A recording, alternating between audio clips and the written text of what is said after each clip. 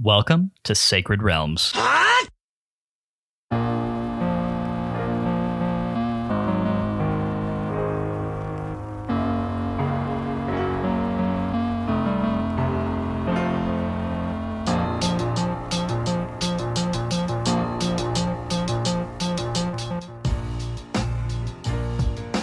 It's a great day in Hyrule, y'all. Welcome to Sacred Realms, a Zelda Retrospective Podcast. I'm your host, Lyndon Willoughby, joined as always by my co-host, Matt Willoughby, coming off the end of a very, very busy Zelda-tastic week. It has been hella Zelda-tastic. Sorry, Lyndon, I am so distracted. This Wordle is kicking my butt, and then your wife texted us pictures where we just look horrible. In both of them? Yeah, no, they're all bad. Oh man, they're all horrible. Jeez. Well, that's why you ask to check every time after. Like this one doesn't even have me in it. It's just my arm that is cut off. Like, what is this? In fairness, your arm looks better than my face does. These behind-the-scene pictures will never see the light of day outside of our family chat where we're just roasting them. So that's where they will live forever until they die a horrible death. Hopefully. Man, okay. Well, good. That was fun. That was the nice confidence boost that I needed going into a new episode of Pod. Well, Lyndon, we're not facemen when it comes to Pod. We're voicemen. Podcasting is notably not a visual medium, and for this, I'm thankful. Yes, we are very thankful that it only requires mellifluous and melodious tones. That is literally all that it requires. Anyway, as we were saying, it was a big old Zelda-tastic week. A lot of really interesting stuff going on. Max, hi everyone. Max is back again. By the way, our guest of the evening, Max Nichols. Yay! Hi. It's him. He's back. Woo! Cue Voldemort meme here. He's back. So Max, I know that you're avoiding Tears of the Kingdom spoilers like the plague. I know that you're very, very invested in not being spoiled on anything whatsoever. And since we recorded our last episode, we got a big old bomb of Tears of the Kingdom info dropped right on the collective internet, like a mushroom cloud. And I would assume that, like a mushroom cloud, it's been very difficult for you to not look at. So my wife literally burst in and woke me up and was like, "I had to wake you up before you could look at your phone. Don't look at the internet today." And I heeded her advice. I did not look. That was a good spouse. All day. That is a good spousal move. That was wise. Has anything sneaked through yet? I've seen a piece of concept art that was apparently released. I don't know if it was actually part of that video or was it character concept art? It was a piece of character concept art for a character that I was not aware was in the game, so it was slightly unfortunate, but that's okay. Well, cool. So I will say, Max, obviously, without talking specifically about anything that we've seen, I know that Matt's and my hype level has only been ratcheted up to unfathomable new heights this past week. The trailer that they showed was in terms of tone was very similar to the final Breath of the Wild trailer before that game came out, and that's one of the all-time great trailers. It was a trailer where they really made Breath of the Wild look like an extremely cutscene heavy game. Yeah, that one. Basically the trailer where it was all the memories strung together in a trailer. Yeah, here's every cutscene you'll get, and there will be no more. Exactly. Enjoy. Oh man! But one of the best trailer soundtracks of all time was that Breath of the Wild final trailer. That's true. Absolutely. And then it took them like a year and a half to release it for people to listen to. So. Which, whatever.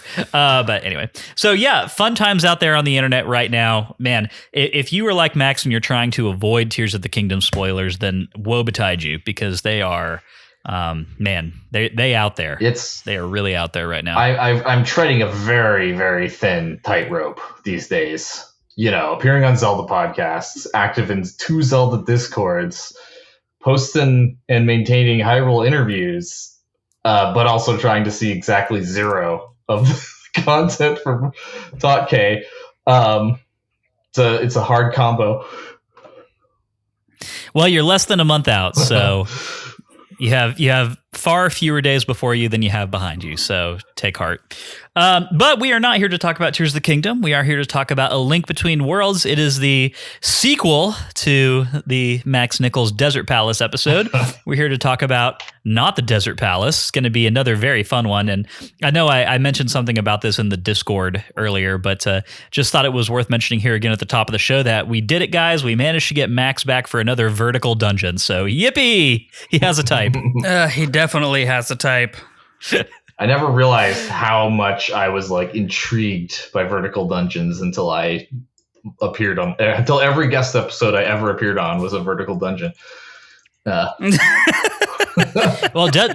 Desert Palace was notably not a vertical dungeon, so there you go. You can call that your diversity. Fair. Although I picked Dark Palace first, which had multi-floor puzzles, so I tried. Well, that's fair. That's a good point.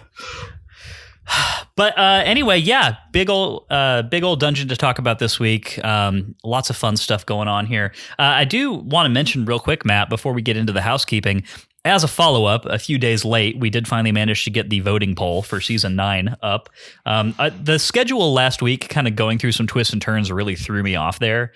And you and the Season 8 schedule are just having a really hard time. Season 8 and I are having a difficult time, and it's mostly just because, like, one, work has just cranked up to, like, an unbelievable level of like stuff that I'm having a very, very good time doing. Like I'm freaking loving my job, but there's just a lot of job happening right now. So so there's that. And then also, Tears of the Kingdom coming up. Like I'm constantly just thinking about and excited about that.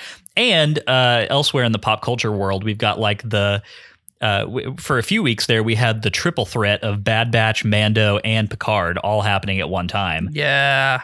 Then Bad Batch wound down, and now it's just Mando and Picard. But even that's enough right there. I mean, there's a lot going on. Well, so this is the last week of both of those either. Also, there we go. Yeah. Both of those also. So forever for Picard. This is the last time we will ever see Patrick Stewart portray Jean-Luc Picard on our TV screens. It's happening this week. Make me sad. It's sad. But you know what? There was a period of time where we thought we would never get it again. And here we are. That's true. You're right. You know what? We're grateful for what we have. It was a fun treat. Absolutely. But yeah, all that is to say the poll finally went up. And we made some changes to the arrangement of things. I know in the last episode we said that it was going to be Minish Cap, Phantom Hourglass, and then a combo Oracles season. And then, after some discussion within the Discord, I definitely have kind of come around on thinking that the Oracles probably should just be separate seasons, especially since we're doing back-to-back top downs and are going to have to do that again before this is all said and done. Just makes sense. So that poll is up right now. It turned out to be a completely moot point because it's Minish Cap and Phantom Hourglass in a dead heat at the moment. Yeah, they're getting real close. There are 16 of our patrons that have not yet voted as of the recording of this podcast on the 17th of April. So if you are one of those 16 folks and you're listening to the episode, give the Patreon a login and go give it a vote. Also, we posted a new Discord link at the very top and pinned it to the top. So if you're not in the Discord there, you can more easily find your way to it because I was told it was obtuse to find the way to the Discord channel. So sorry about that. But anyway, there you go. Go do the thing. Matt. And yeah, if you're not a patron and if you have very strong feelings about whether or not you'd like to see Minish Cap played before Phantom Hourglass or vice versa, then any pledge level on the Patreon can vote in that poll. Cheapest is $3. So before you jump into the housekeeping, I just have like a fun anecdote about Hyrule interviews I wanted to share. Absolutely, please. I recently, a couple days ago, had a quote go like super viral compared to my normal stuff. I got like 8,000 likes. Whoa, good for you. Normally I get like 20 or something. But the quote that went viral was about the Zelda cartoon from the 80s. I don't know if the two of you have seen it. I have not. The extent of my knowledge about that show can be summed up in excuse me, princess meme. So the cartoon was made when only Zelda 1 had been released in North America. And the quote is from a woman named Eve Forward, who is the younger sister of the main writer, a guy named Bob Forward. And in this quote, basically, she revealed that she was only 16 or 17 when she wrote some of the episodes for the Zelda cartoon. That she did not have a Nintendo and rented one just to play Zelda 1, but didn't get very far. And so she took most of her inspiration from Dungeons and Dragons, which she apparently played regularly, which is kind of unusual for, a teenage girl in the 80s. So ultimately, the takeaway here is that a bunch of the Zelda cartoon was written by a D&D player, teenage girl in the 80s, which there's like so many elements to that quote that are interesting or hilarious to me. So I was pleased. Yeah, in my head, it's now a Stranger Things character who was writing this this Zelda show, which is really cool. No, that is really interesting. So I have never look. Here's the deal with that show. Is it the kind of thing that there's actually some like fun and enjoyment to be had with, or is it one of those things where you watch it for the lulls? You mostly watch it for the lulls. Like it's an 80s cartoon aimed at kids. Like it's like He-Man or something slightly better than He-Man, maybe. It's a curiosity only. Well, with the amount of buku bucks that Mario's currently making at the global box office, it may only be a matter of time before Zelda comes back to our screens in some way, shape, or form. And by God, I hope that it doesn't come in the form of an Illumination Studios movie. I think I have not seen Mario yet. I haven't seen it yet. I'm really excited to see it. I am led to believe that it is a very callback heavy, light on plot, high on just like kind of a junk food movie experience, which is fine. That's all I need from Mario. I don't need anything besides that. That is enough for me to go and have a good time with it, as long as it's like competently done and as long as it's fun to look at, and it seems like it is. It seems like the art style is gorgeous and everything. And if all it is just me being the Leo meme in the theater for 2 hours just pointing at the screen, then by Leo you mean Leonardo DiCaprio from Once Upon a Time in Hollywood. Yeah, exactly. Like if that's all it is, then that's cool. That's all I really need out of it. And I'll have fun with it just as much as like my friends' 3 and 4 year old kids will. It's fine. Yeah. I need more than that from Zelda. Yeah, I would not trust them at Illumination with Zelda, and I only barely trust them with Mario. So we'll see how it goes. I mean, Nintendo has like a whole what's the word I'm looking for? Like brand for that they registered a few years ago for like Nintendo movies, and they kind of made a subdivision of their company that's like Nintendo Films, and like they definitely seem like they're gearing up for this to be a thing. There's I think they want them to be Disney 2.0. Well, I mean, Mario's making Disney money right now, so there you go. They should be happy. Accurate. But I guess, I guess we'll see. Have you seen the Mario movie yet, Max? Not yet. I'm still mostly avoiding theaters, but I will definitely see it as soon as it's streamable anywhere. Maybe after we talk about it, Matt, maybe we should do just like a bonus episode at some point. We absolutely have to do a bonus episode about the Mario movie. We're committing to it right now. I feel like that would actually be fun. And I don't know when we're actually going to be able to do that, because we're about to launch into like the biggest Zelda event of the last half decade plus, right? So it's like, it's probably unwise for us to commit to that. But we have a little bit less than a month between now and then. So there's time. Okay. We have time. All right. We'll find a way to make it happen. We have 1 week between this season ending and Tears of the Kingdom coming out. We need to fill that week. There's an episode that week, though. There's no gap in episodes. Oh, I thought there was still a gap. No. Oh, okay. No, there's not a gap anymore? But that's fine. We can talk about it. We can figure something out. We'll brainstorm it. Okay. Anyway, we need to get into housekeeping and get into talking about this episode. But yes, we'll talk about it. Didn't mean to get anyone too excited there, and maybe you don't even care at all, but I'm kind of excited about it now. Alrighty. Okay, so like I said, let's go ahead and get into a little bit of housekeeping and then jump right into this episode. If you didn't know, Sacred Realms is a weekly re-examination of The Legend of Zelda, one little slice at a time. Sacred Realms drops every Wednesday and is available on all major podcast networks. Every week, we play a new section of a Zelda game, and then we sit down here to talk and to drop our hot takes. If that sounds fun to you, please head over to Apple Podcasts, hit that subscribe button, and be sure to leave us a review. 5-star reviews are greatly appreciated, and they have a chance to get a shout out here on the show. If you want more Sacred Realms in your life, you can head over to patreon.com/sacredrealmspod and get access to our Discord channel, listener mail, vote on what game we play next, which you can currently do and will be able to do for the next week from the time you're listening to this episode, and much more. Additionally, one of the benefits that Master Sword patrons and above get is that we read their names every week here on the show. Those legendary individuals are Shepherd Street, Matthew, Chris, Daniel, Fallout 907, Kelso, Tiffany the Star, Daxel, Patrice, Stephanie, Darknook, Brian, George, Mike, Dylan, Lenny, Melanie, Kolku, Aiden, Rowan, Josh, Nick, Dante, Gep, Brittany, Davey, Haru the Mighty, Derek, Albert, Mark, Andy, Cameron, Ben, Daniel, Nick D_TV, Travis, Christian, Jonathan, Hyrule Interviews, aka Viral Tweeter, Max Nichols, Garrett, and Drew. You're the most legendary of individuals. I would explore a 8-story frozen wasteland dungeon with all of you anytime. Yes, accurate. There you go. But without further ado, let's talk about what we played this week. We do that every week in the Sacred Realms Rundown, which is a 6-part analysis of what we played this week and the feelings that it made us feel. Today, we are covering A Link Between Worlds, Chapter 9. Part 1 of the Sacred Realms Rundown is, as always, the plot recap, this week read by Matt. Take it away, Matt. As we land back in Lorule from the Chamber of Sages, we head off to find the route to the second-to-last sage we must collect. There are 2 options, one in the northern frozen wastes of Lorule's Death Mountain, and the other in the waters of Lorule's version of Lake Hylia.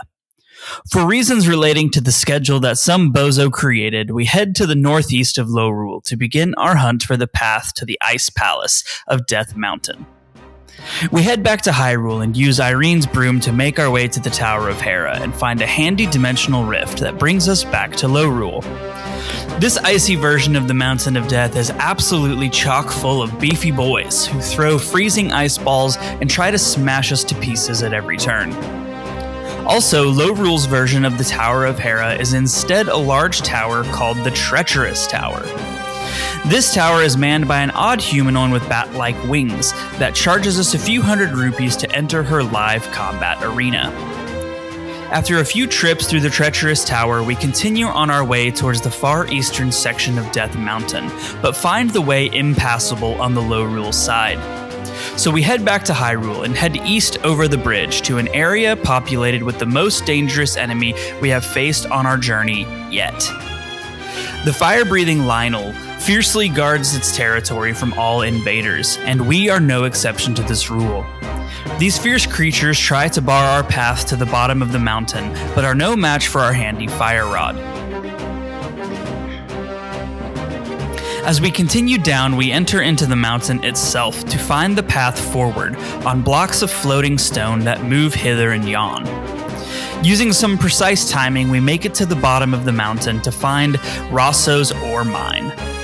While the mine is deserted, there is a dimensional rift here that finally takes us to the eastern slope of Lorule's version of Death Mountain.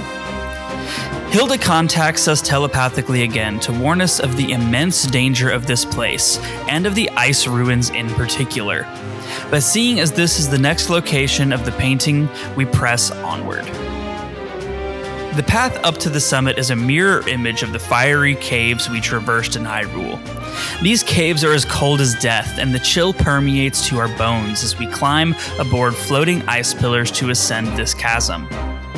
Along the way, we are accosted by living statues of ice, called Ice Gimos. The fire rod makes short work of these pests, and we continue upward to the summit of Death Mountain. Upon summiting the mountain, we find the ice ruins blocked by another Ice Gimo, but melt it with the fire rod and head inside. The ice ruins are somehow even more cold than the mountain itself, and the chill radiates outwards from this place as if it would freeze the entire world. The chill creeps deeper than flesh, and the malice of that freezing wind is almost palpable. The path forward is blocked by huge ice blocks, and the floor is littered with frozen stalagmites. The fire rod is our best friend and will continue to be so throughout these ruins as we melt the pesky blocks of ice in our way.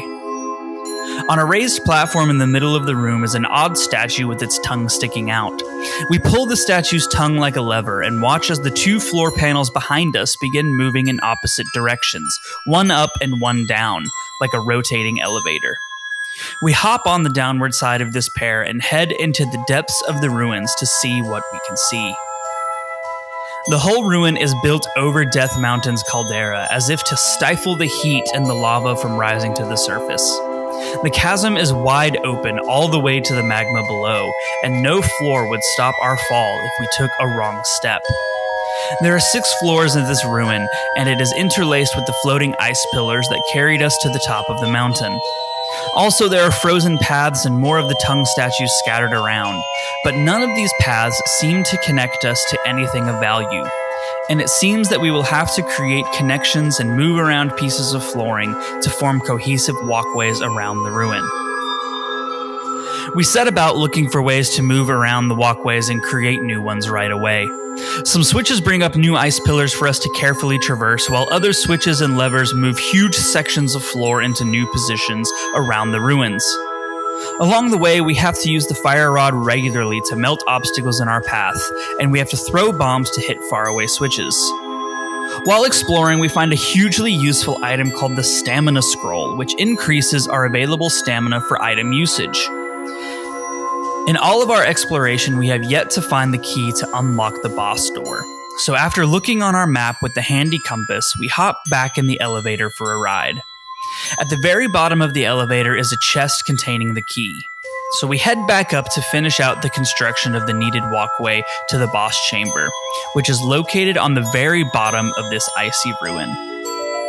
After a long time spent exploring every nook and cranny of this ruin, lighting torches and crossing bottomless chasms with the utmost care, we finally construct a singular path to the boss's door, and head to the bottom floor to defeat the monster and nab our sage. The boss room is a large octagonal arena with a giant hole in the middle that has an unobstructed view of the volcano's caldera below. As we take in the sights, a blob of black, writhing tentacles springs up from the depths. And as it hops into battle over the arena, it encases itself in a huge glacier and surrounds itself with glowing orbs. It starts hovering around the edges of the arena and shoots the glowing orbs at us, but none of them hit. As we head towards the glacier to hit it with the fire rod, we see a bright flash of light emanate from the glowing orbs, and in the moment of stunned confusion, we are flash frozen by the orbs as they freeze the space between them.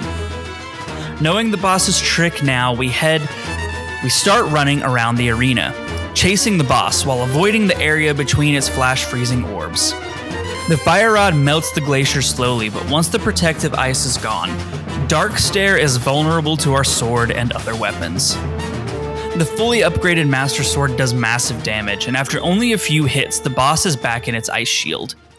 It summons another set of flash freezing crystals and starts moving even faster around the arena.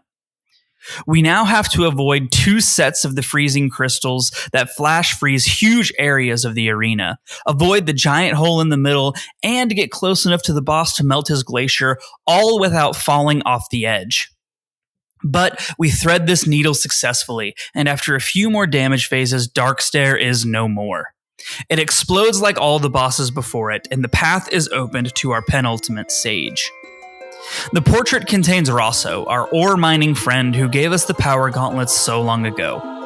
We free him and head to the Chamber of Sages for our customary powwow. He tells us that he has known for a long time that he is a sage, but never really felt it important enough to tell anyone, as it didn't affect his passion for mining ore. Like all the other sages before him, he encourages us to rescue the final sage as quickly as possible, so this whole ordeal can come to an end. We head back to Low Rule and set our sights south, towards the lake, and our final sage.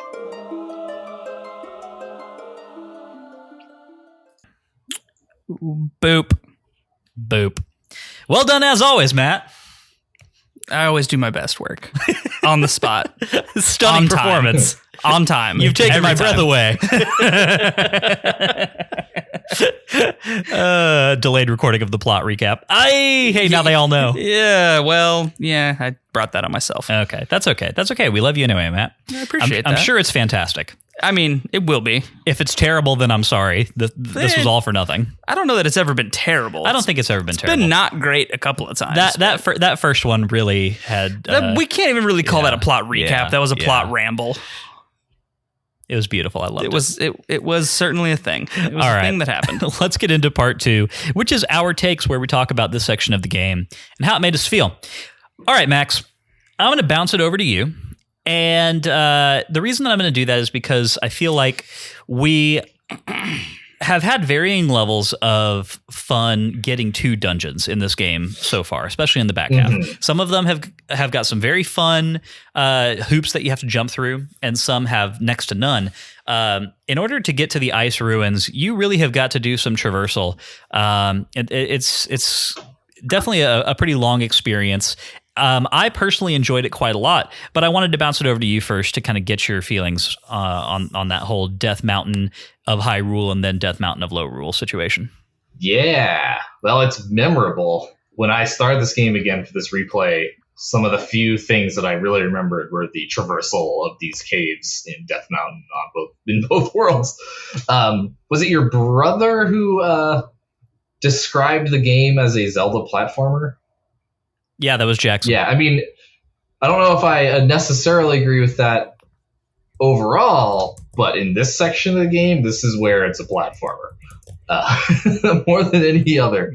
There's definitely tense timing, judging distances, judging timing of jumps or falls. That's platforming gameplay.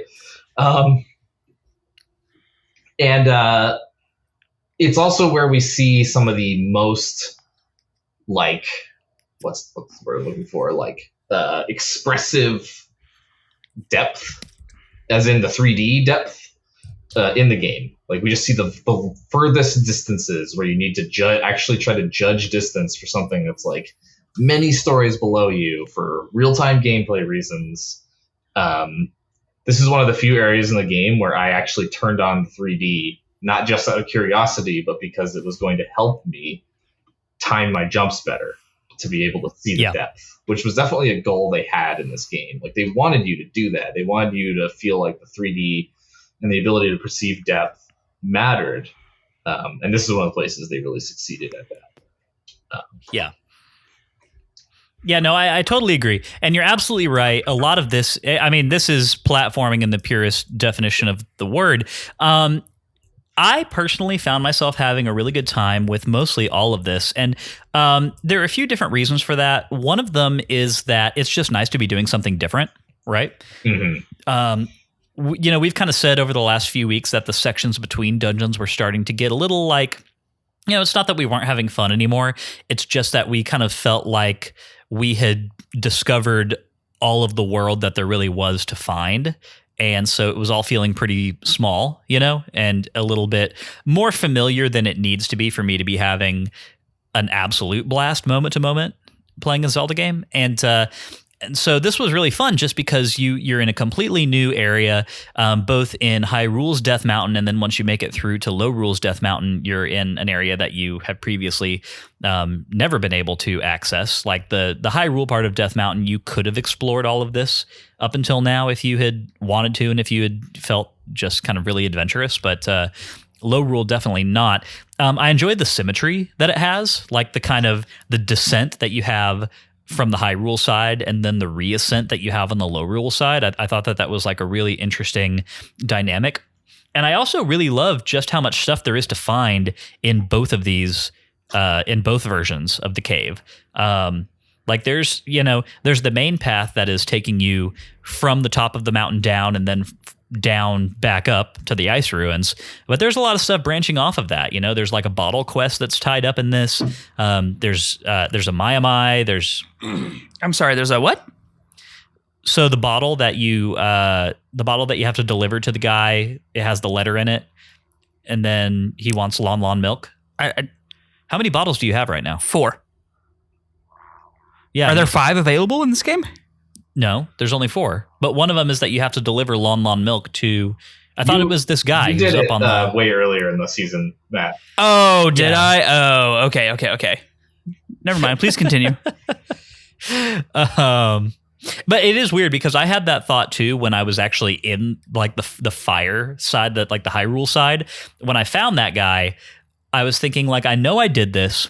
I don't remember having been on these platforms anytime before now, but like clearly I did, Right. Just didn't really stick with me. But yeah, there's a bottle tied up in all this, my heart piece, a few big caches of rupees. Like there's a lot of stuff to kind of find in here, and it takes a good amount of time to actually do all that exploration because you're gated by the speed of the platforms, Mm-hmm.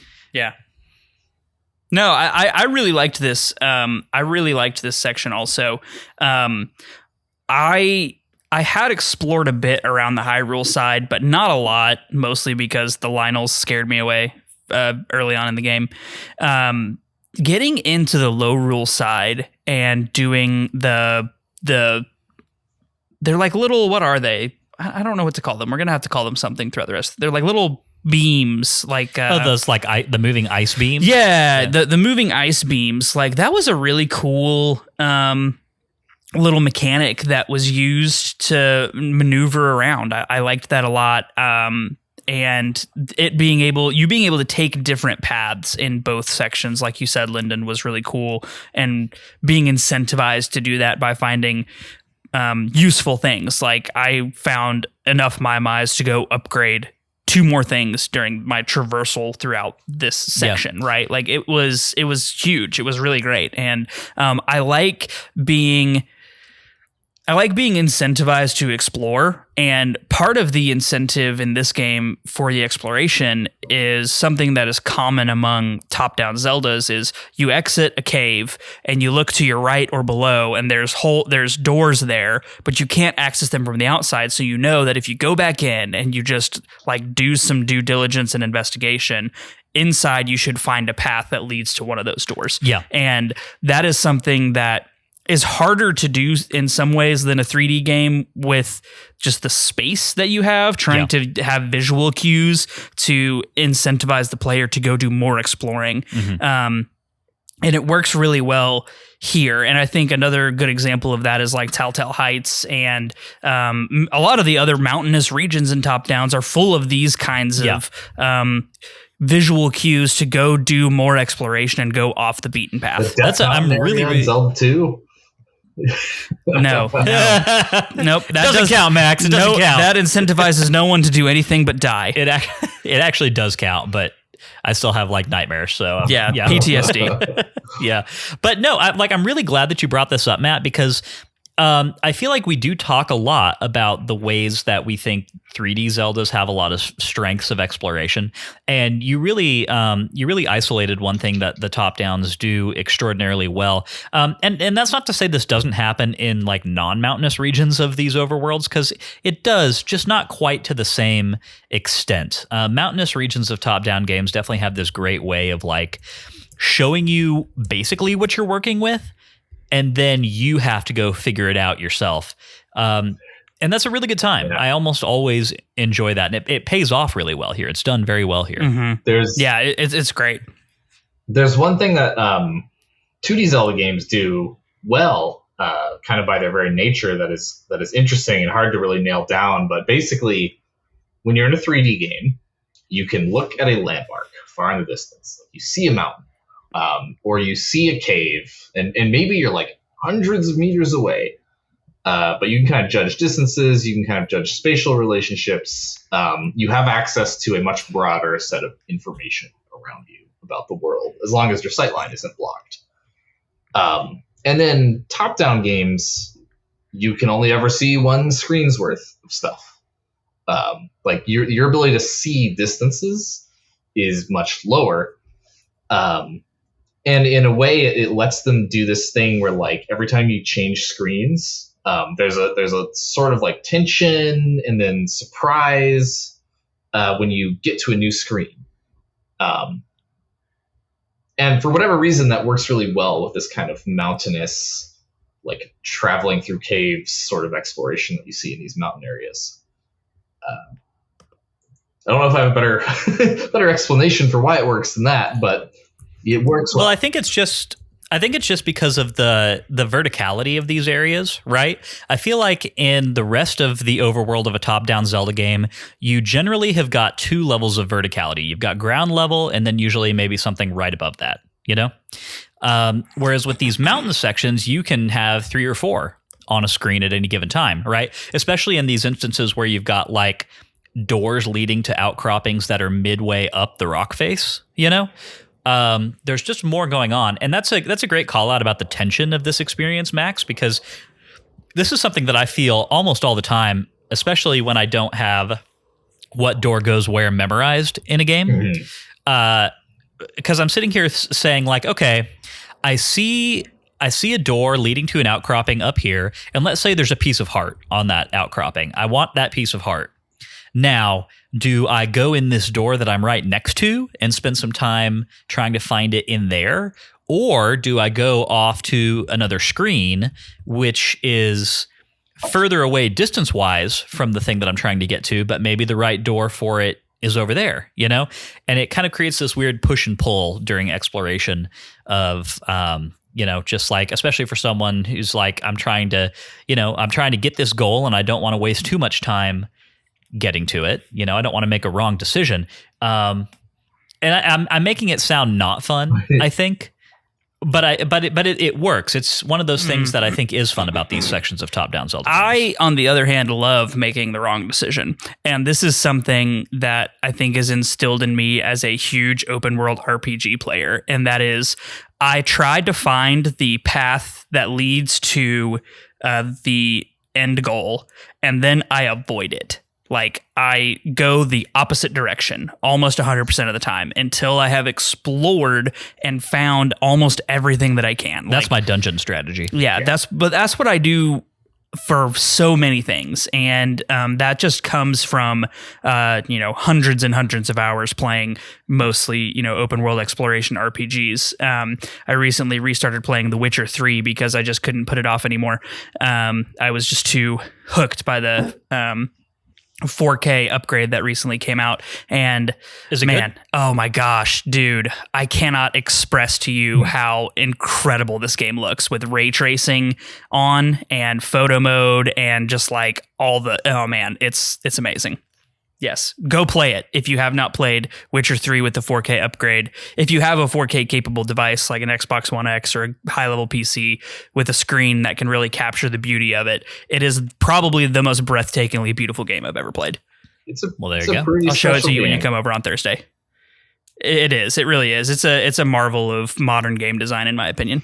Never played it. My favorite part... sorry, this is totally tangent, but my favorite part about Witcher 3...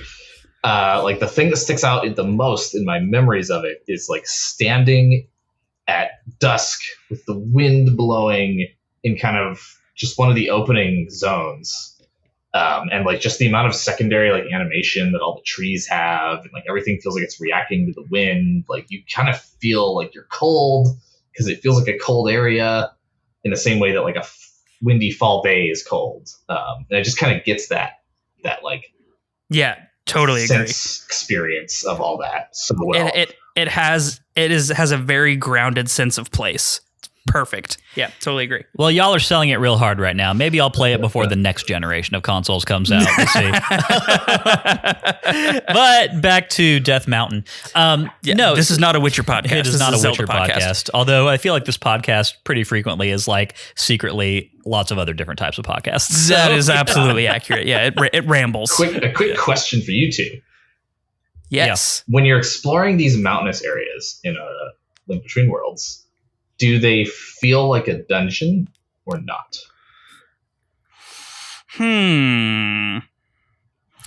I would have to say I don't necessarily think they feel like a dungeon. It just feels like a much more focused version of exploration. But I see your question makes me see where you're going with it. And I can see how you could make the argument that it is dungeon-esque. with the mechanics of traversal and the traps and the enemies that are around. Like, I definitely see how it could feel dungeon-esque. I will say that previously I might have said no. And I'm giving it a half yes right now just because we've played a lot of Zelda games recently that have kind of blurred the line between what is a dungeon and what is an overworld, right? Mm-hmm. In several different ways. Like Skyward Sword is obviously the big one there, right? Where it's like even the overworld is pretty blatantly dungeon-esque. But even in Breath of the Wild, like that game has caused me to like recontextualize the way that I kind of categorize things that I'm doing in what we would call an overworld moment to moment, you know? And obviously those are both very different games than A Link Between Worlds, but all that is to say that I don't necessarily draw as hard of a line in my mind anymore. Like it's I definitely don't feel anymore like dungeons happen as soon as you walk through a door into a proper dungeon in Zelda games. And I feel like these experiences did give me some of those feelings that I do chase when I'm in traditional dungeons. And I think that's probably part of the reason why I enjoyed them. And some of it is a lot of it. I think the biggest point in favor of what you're asking right now, Max, and you haven't even like answered the question yet, so I'm getting ahead of you. But I think one of the biggest points in favor is going back to what I said a minute ago about how the amount of time that it takes you to do this is gated by the movement of scenery or obstacles within these areas. Mm-hmm. That feels very, very dungeon-like. Yeah, you're somewhat at the mercy of what's happening in the environment. What do you think? Oh, I asked the question partially because I think it's one that doesn't have a clear answer. I think this is one of the areas where it starts blurring the line between open world and dungeon experiences by kind of taking on some of what we've traditionally associated with dungeons, which is, you know, there's danger every step. You kind of have to work at it to make progress. There's combat, like Lynels are around here. That's scary. So like it has a lot of the hallmarks of what we would consider dungeon gameplay. But to me, it doesn't feel like a dungeon, and I don't necessarily have like a particularly strong answer for why it doesn't feel like a dungeon, other than that the game doesn't call it a dungeon. Maybe it's because the music didn't change to dungeon music. Well, I think that's sorry, I don't mean to cut you off. Then I think I'm very much in the same camp as you here, Max. Like, I don't have a good explanation for why it isn't. It just, the feeling, the vibe isn't the same for some unexplainable reason. Well, it's much less claustrophobic than dungeons typically tend to be, right? And you definitely don't feel that same feeling of conquering a space room by room that you do in a dungeon, right? So there's a bit of that as well. Yeah, it's really tough to very clearly define. I think those are some things that definitely kind of push me a little bit more towards not 100%, but definitely like inklings of it. I think it's interesting too, because, you know, we talked, I remember back in Link's Awakening, we talked about specifically Tal Heights and how mountain sections of top-down games tend to feel a bit more exploratory and like there's much more resistance in exploration, you know, versus just the rest of the overworld, right? And so I think it's so interesting that A Link Between Worlds chooses to add even more resistance on top of that in that space, right? Mm-hmm. Because it kind of, just by virtue of being a mountain system with lots of like caverns and twisting paths and whatnot, it already kind of had that, and now it's got even yet another extra level of that. And yeah, it's like same as what we said about Tal Heights back in the day. This is an area of the map that feels much bigger than the amount of space that it actually has, just because you're doing so much stuff in it. Yep, totally. That's good insight. Yeah, I don't have any really counterpoints. I think all I can give you is a solid agree there, and that's unusual. So Point Linden. Yay, Point Linden. I like points. One of the things that's so interesting about the low rule section of this to me is that, you know, we've talked for a few weeks now about how the difficulty started to feel like it was really kind of plateauing. even for me on hero mode, it was feeling like the overworld places that we were going to weren't really challenging me much anymore. I didn't feel like I was having too much trouble surviving against enemies and whatnot. And pretty much every enemy that you come across in Low Rules Death Mountain is highly lethal. Not even just from a damage standpoint, but from like the fact that they can like incapacitate you. I mean, there are freezing enemies here, and there's a lot of them, you know? Yeah, and the freezing is intense. And I think, honestly, while I think personally the Lynels are the most terrifying enemies in the overworld that I have faced in both overworlds combined, the freezing enemies are no joke. And like the Lyndon, what are they? The Cyclopses, Hinox, the Hinox that throw the freezing balls at you. Yeah, they're wearing jackets. I know. I like their little parkas. Yeah, it's pretty cool. It's good character design. And then even the flying mushroom dudes who spit the freezing balls at you instead of the bombs, like they're more terrifying than the ones that spit bombs.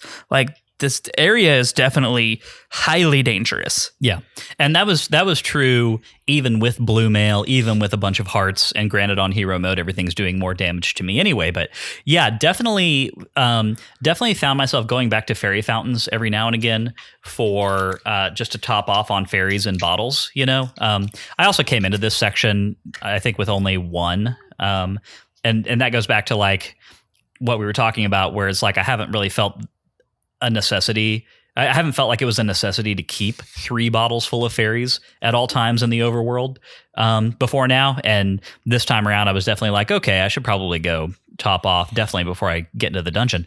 But yeah, really good time. And I feel like when combat is frantic and feels dangerous like this, that's one of those times where the experience of a top-down Zelda game can really sing, right? Because the way that combat works and the way, like the frantic feeling of combat tends to have its own unique flavor in top-down Zelda games. And in my opinion, it's one of the things that really differentiates them the most from 3D Zelda games. Yeah. Breath of the Wild is kind of a notable outlier here, but yeah, so the combination of that plus all the extra exploration really made this a very fun and engaging section of the overworld to me. Yeah. I tend to feel I like the chaos of trying to track a bunch of different things moving around me. In 2D Zelda games, like there's a certain flavor to the combat you get from that I enjoy a lot, and this is definitely where that's on display more than anywhere other than the Tower of Treachery. Yeah, right. Which I will talk about here a little bit later. There are some parts of this exploring these mountains where like I get really afraid of failure because it takes a long time to travel through these areas, and if you die, you have to redo a bunch of it, and it's hard and time consuming. So like I feel this like ratcheting tension feeling as I'm kind of exploring these mountains. That's a really good point, especially about how sporadic. TIE Fighter.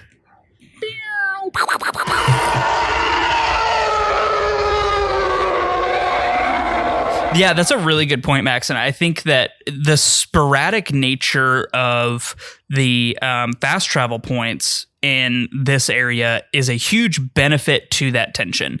In a lot of other areas of the map, it's very easy to just like, even if you die, there's a very close fast travel point where you can get back to where you were within, a minute and a half. But here, especially with all of the traversal you have to do within the caverns to get where you need to go to get to the next level or anything like that, it definitely takes some doing, and you really, really don't want to mess that up and have to retread all those internal catacomb passageway things. Yeah, definitely. The last thing that I want to say about this before we get into part 3, and actually we can, do you want to talk about I know we've been talking about the Ravio items in part 2. Do you want to talk about it in the dungeon for this one? Yeah. I think that makes sense. So last thing I want to say then is the moving platform caverns. I thought were very interesting because in some ways they prepare you very well for the experience that you're going to have in the Ice Ruins dungeon. And in a notable other way, it frustrated me because it sets up certain expectations for how you think you might be able to tackle things in that dungeon, which are then not true in the dungeon. Mm-hmm. I'll be more specific about that later, but there's a little teaser for you. Yeah, that's fair. I think the only other thing I really want to talk about in this section before we move on into dungeon is that I actually did this a little differently than your bottles full of fairies. I went and got two of the unique potions you can get from the Witch in Hyrule, because I finally figured out via Google what to do with all these monster parts that I've been collecting over the course of the game. And that is, the Witch will sell you special potions if you trade her monster parts and lots of rupees. So I went in with an invincibility potion and the damage dealing potion, and ended up not using either one for some reason or another that I can't explain. So I had 2 bottles of fairies, and I actually had to use one of them before I even got to the dungeon just to keep myself from dying to some roaming Lionels. So definitely a tough section. The conversation about potions is a very interesting one to me, and I'm very curious to hear what you have to say about this, Max, because to me, I find myself in later stages of Zelda games very rarely interacting with potion shops. And it's weird too, because especially like I feel like starting in Wind Waker and then going on from there in terms of chronology, potions in these games have started to get cooler and cooler in terms of the things that they do, right? Mm-hmm. Like there are invulnerability ones, and there are ones that give you double attack power, and there's ones that will do like a damage radius around you when you consume it, right? Yep. And on paper, those all sound like really, really, really cool things. But I can never quite balance that amount of usefulness against just having a fairy in the bottle, right? Yeah. For a lot of players, a lot of it boils down to something called loss aversion, which is just basically this idea that psychologically we don't like it when we lose a limited resource. So I know this is like incredibly strong force for me. Like I never use potions because I'm like, I should be able to get through here without a potion. I don't want to use up my potion. I spent 30 monster parts on that or whatever. Like, it's not even very rational. Like it's the same thing that people who play like JRPGs, they get to the very last boss and they realize they've like never used up their mega elixirs and healing items. And I realize that analogy doesn't land for either of you two, but it's the same psychological concept there. Fairies are different because fairies are things that they don't feel valuable. Like we didn't expend a bunch of resources to get them. And they kind of replenish themselves naturally. Like as you play, you find fairies. And also they use themselves automatically. Like that's a big part of it, right? Like if you die, a fairy is automatically used. But if you die, your red potion isn't automatically drunk. So that whole thing where you have to consciously choose to use up a limited resource versus not choosing it at all for fairies, like totally changes your psychological relationship with the resource. And I think in addition to that, for me, it's always I need to save this for a harder part. Like I what if I use this now and I come up to a harder part that I wish I had this potion for later. And that's a big problem for me in a lot of games where I will just hoard potions, like high level potions or high level items that are like one time use. And I'm like, I don't want to use this on this fight. Maybe there's a harder one later. And it's only when I start like replaying games and I know what's coming that I can actually pace out the use of those items better because I know what's ahead. And like that's a big thing for me when I'm playing a game that I don't know very well is I don't know what's around the next corner. Maybe I wish I had this invincibility potion later. It's kind of like bomb chews in 3D Zelda games, right? Yeah. Like you can carry less of them than regular bombs. You can like I think in Ocarina of Time they top out at like 10 or something. And I never ever use them because, well, I mean, also for one thing, I feel they're way less useful. I feel like just regular bombs are usually more useful anyway. But like, I never want to use these things because then it's like, well, now I'm not going to be full on bomb chews anymore, right? Like I ever find like myself you ever needing to need be 10 bomb chews right? anyway. Yeah, like I never do. So I think you're definitely right about that, Matt. I mean, I don't know, Max. Do you personally feel that the fairy economy needs some looking at for future top-down Zelda experiences? Because I was thinking about this week as kind of an extension of this conversation, and I'm kind of having a moment where I'm kind of re-examining, like, I don't know, maybe given how useful they are to you and how low risk they are and how plentiful they are, maybe this is something that should be tweaked slightly in future top-down Zelda games in some way. Like maybe they are much more rare, or maybe you have to use them yourself instead of them proccing automatically or something. Like those are just a few things off the top of my head. There's a bunch of weird stuff that the fairies do.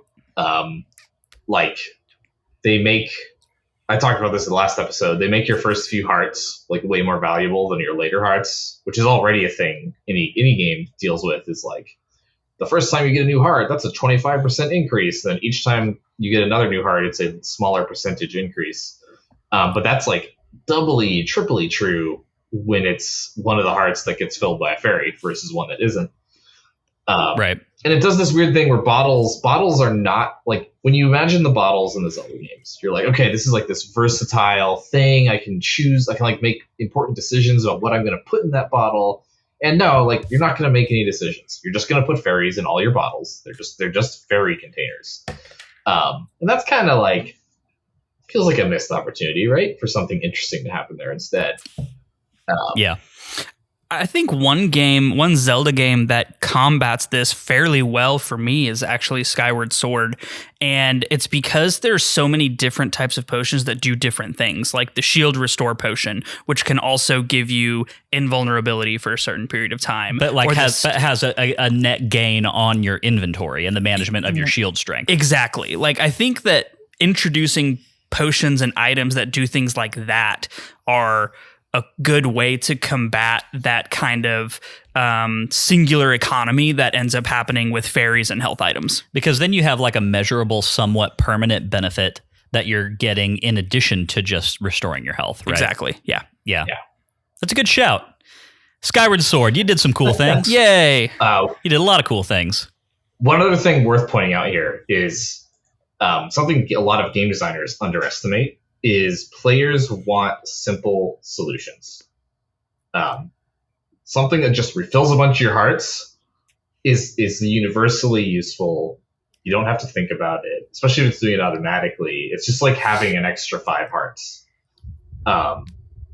Whereas something that like gives you a buff is situational, and you need to like weigh decisions about whether it's the right time or not to use it. You need to remember to use it. That additional complexity is a huge drag on players' desire to engage with an option.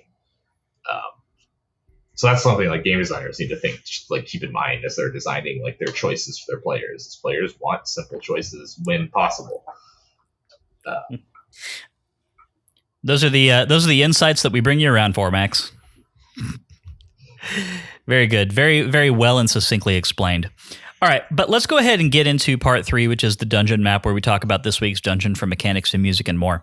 This week's dungeon is the Ice Ruins, and of course, we've talked a lot about how the dungeons in this game stack up against their counterparts in A Link to the Past, and A Link to the Past gave us one of our most infamous moments in all of our podcast history. Igor the Block, that notoriously terrible puzzle, which we came to find out later was not even necessarily something that all of our listeners were encountering, because it was a puzzle that wasn't present in the Game Boy Advance version of A Link to the Past. But so here we've got the Ice Ruins. And I know last week, Max, you said that this is one of the, in your opinion, harder dungeons in the game and could potentially be the longest dungeon in the game, depending on how quickly you kind of figure things out and the amount of backtracking that you do.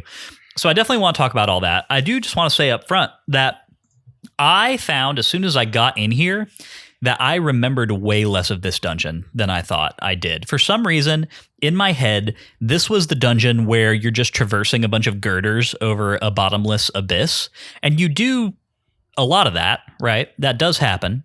But that's all the lower floors and really starts to happen as you get closer to the boss room. What this dungeon mainly is an elevator-based, highly vertical dungeon experience, and I completely forgot all of that. So that was a fun surprise for me.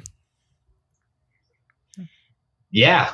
I kind of had a similar experience where I remembered the, stretched out over the abyss, traveling narrow paths kind of gameplay from my playthrough 10 years ago.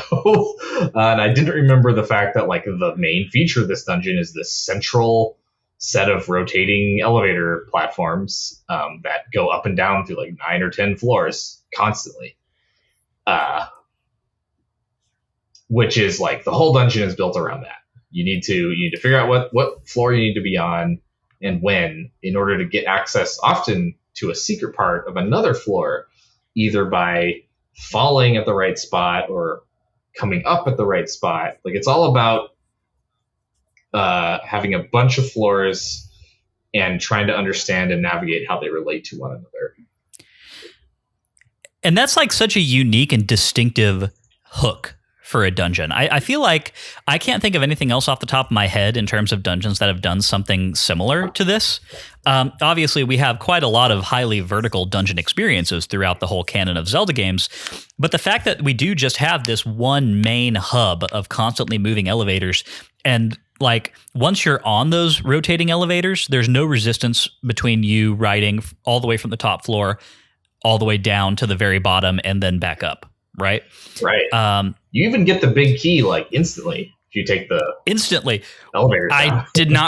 I didn't figure that part out, but I did ride it almost all the way down, got off, was like, what the hell just happened? Got back on and went all the way back up, and then just kind of oriented myself to, this is what we're doing. Okay, cool. But that's one of the great things about it, right? Because so similar to you, Max, I found the big key almost immediately.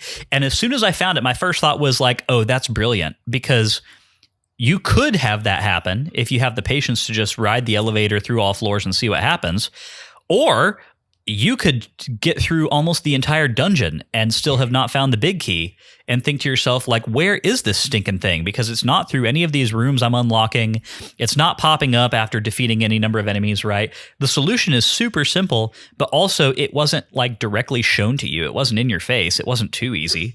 Even when you get the compass, unless you scroll all the way through all the floors on your touch screen, all the map, you don't see that. And I just happened to have, like you said, Lyndon, I had done everything else in the dungeon.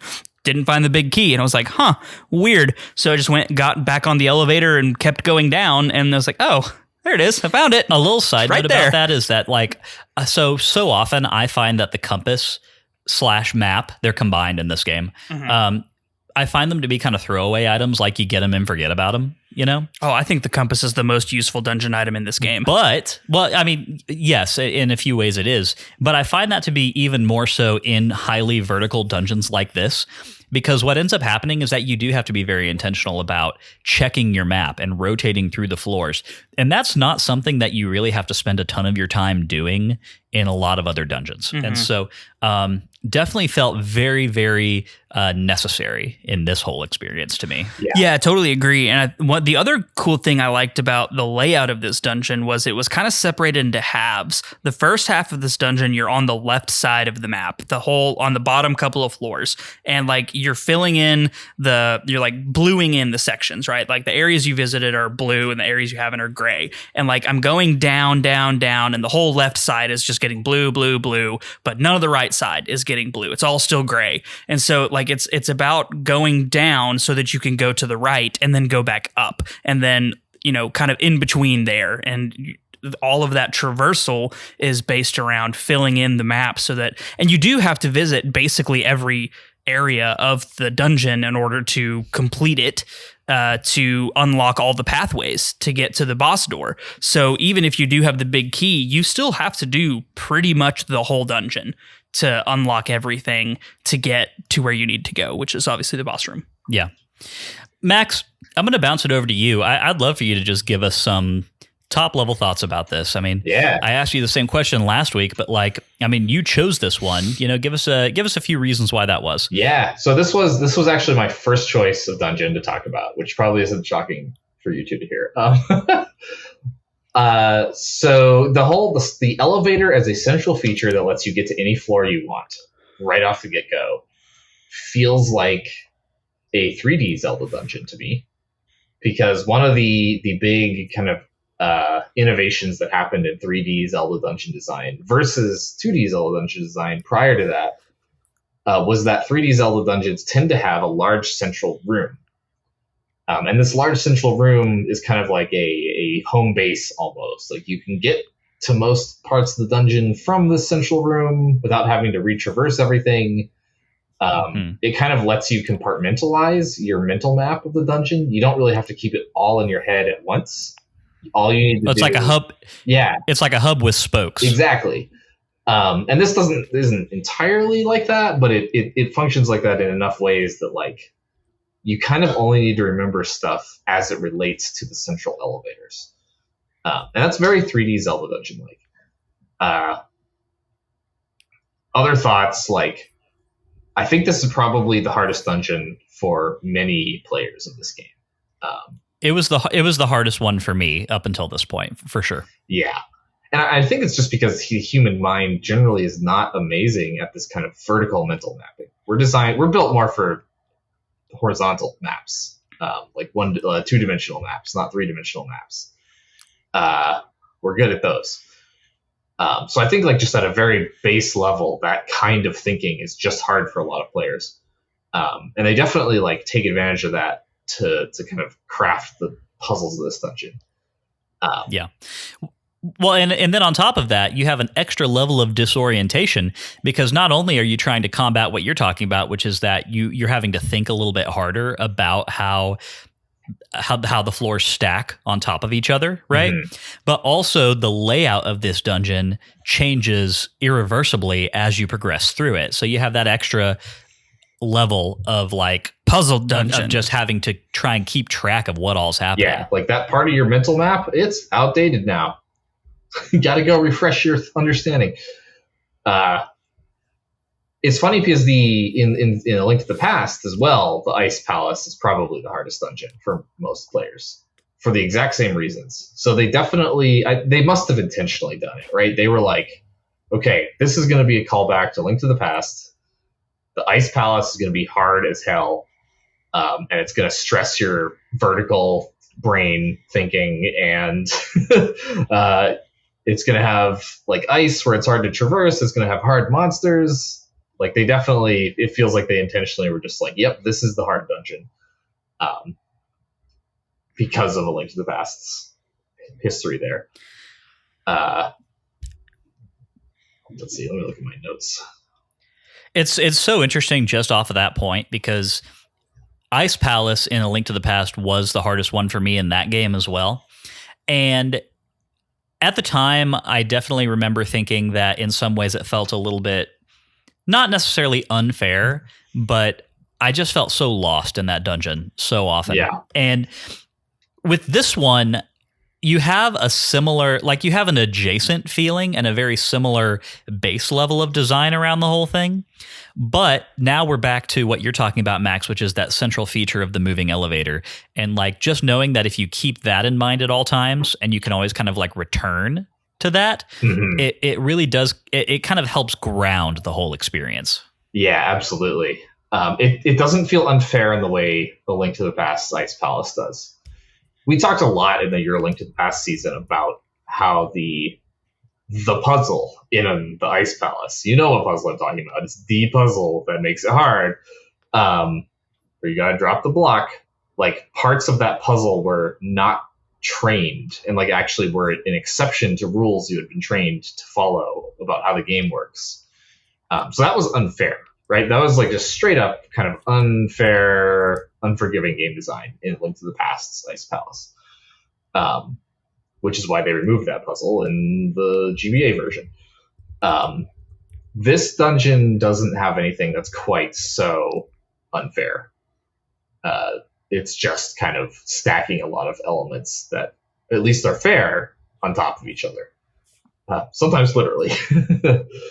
But still have complexity, yeah, right? Exactly. It's complex because there's a lot of stuff interrelating to each other.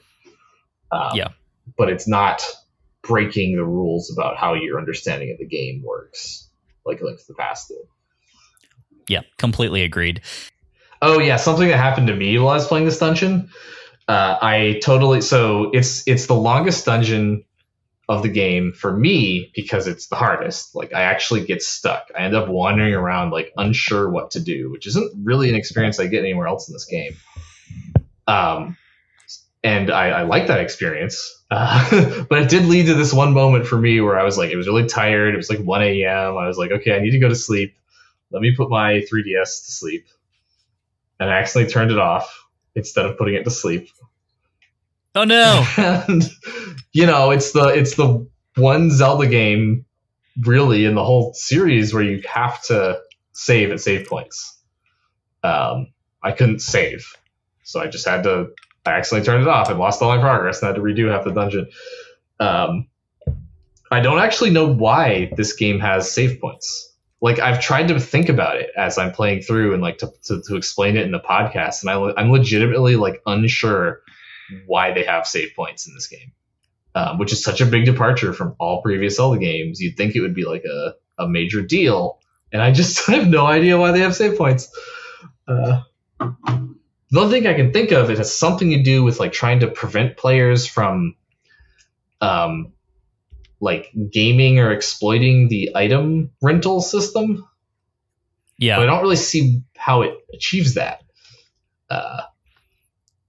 I mean, I guess you could make the argument that what you're trying to do is to make it so that a player cannot go into a dungeon with rented items, save like periodically, and then fall in battle and lose them, and then just reload the save. Yeah. Right. I mean, I think that's kind of like a cynical way to look at it, right? Because it sort of assumes that Nintendo's looking for a way to just keep the difficulty of that mechanic ever present and not give you any ways to circumvent it. Yeah, and like a lot of games solve that problem in a variety of other ways, right? They have auto saves when you die, or you can't reload at whim, and it's kind of annoying to reload.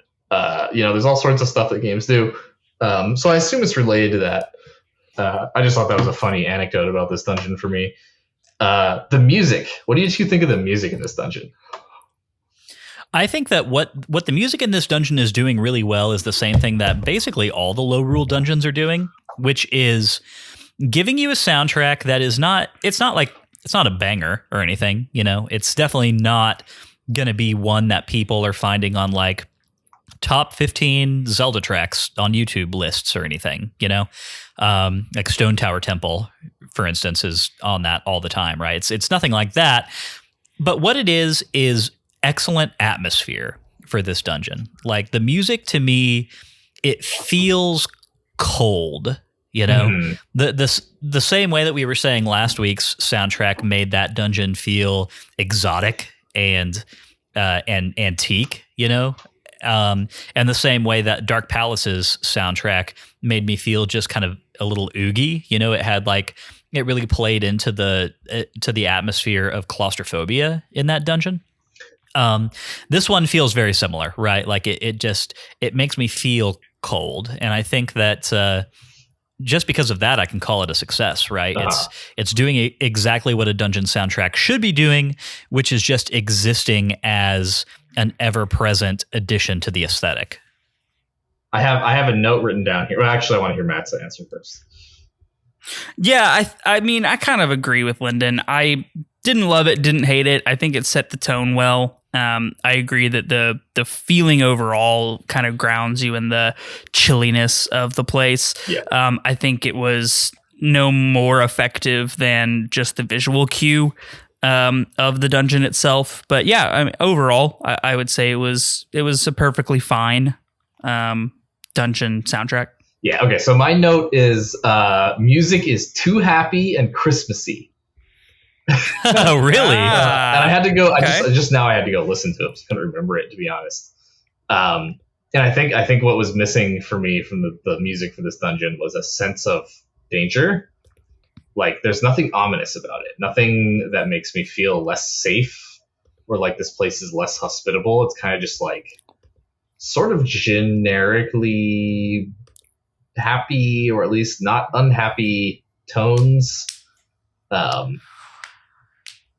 I will say that. So I see where you're coming from. I did feel a certain ominous, I had a very ominous feeling throughout this entire dungeon, and that's not necessarily because of the music by itself. I think a lot of that is just because so much of the dungeon is spent on very thin walkways over bottomless chasms, and it does feel very dangerous, right? Yeah. It's doing this entire dungeon is doing a really, really cool thing that no other dungeon in this game has done before, where you were just like staring straight into an abyss for more than half of it. Yeah.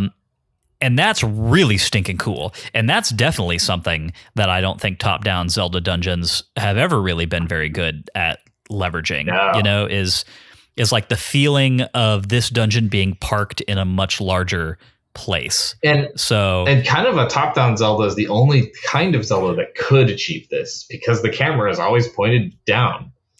When you're playing a 3D Zelda game, you're not looking down most of the time.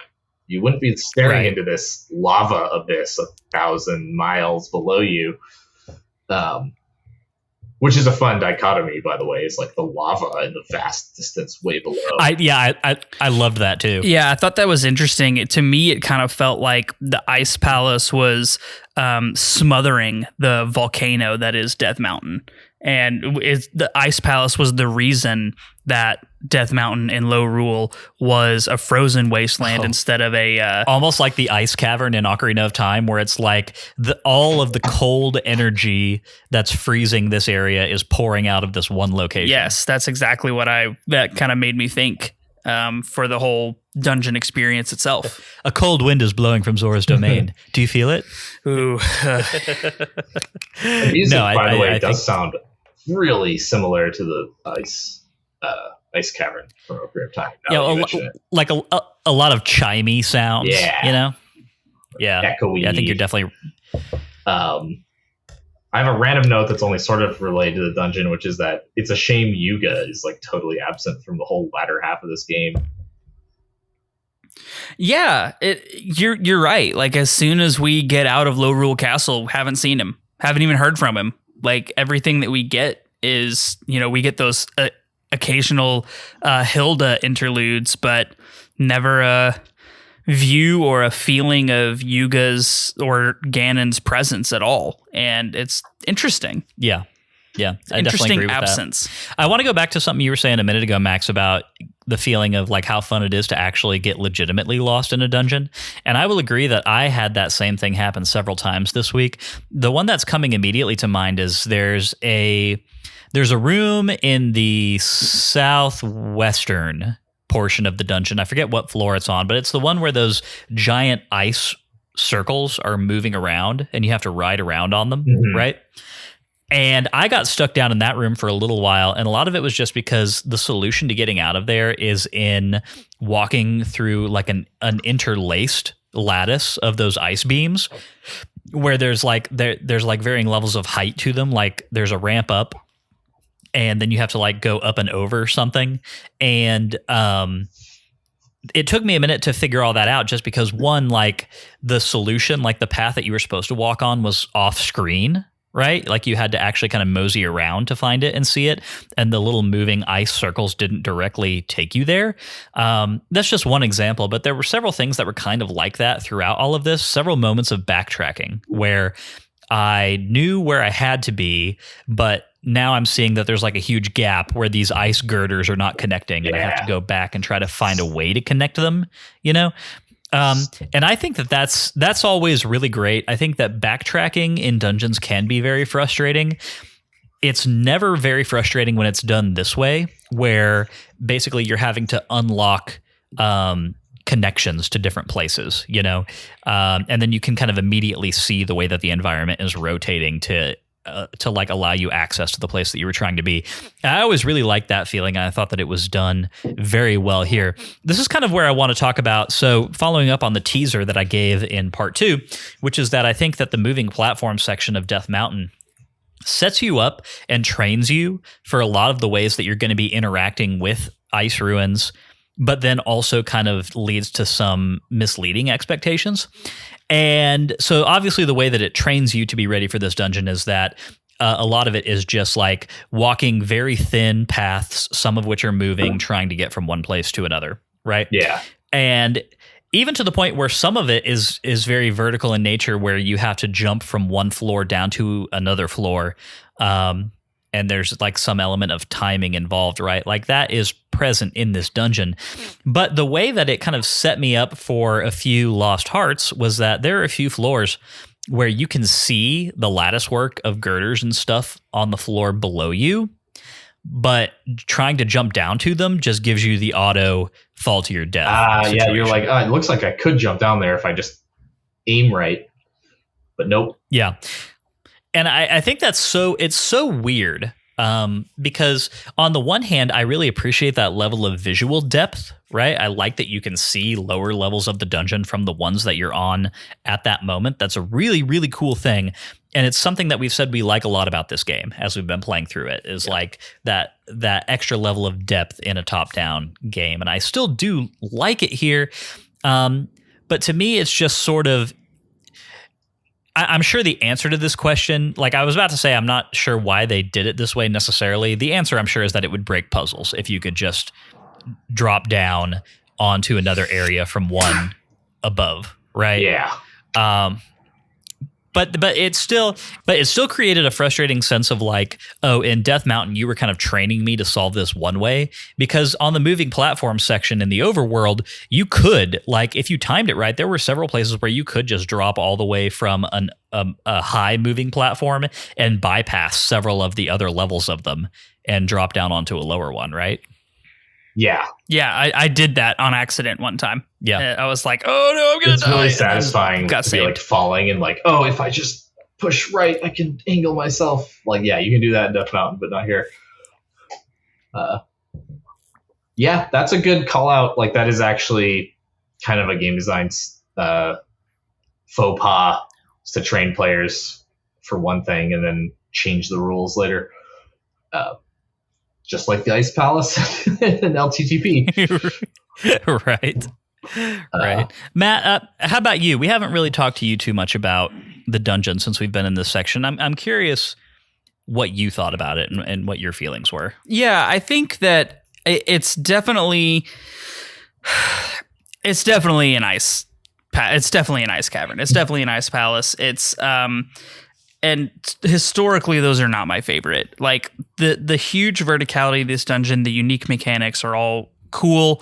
I do think that this dungeon utilizes backtracking in a more unique and rewarding way than most other dungeons have ever been able to do it. It's not my favorite dungeon that we've had. I think especially coming off of the Desert Palace last week, which was so great, this dungeon felt a little...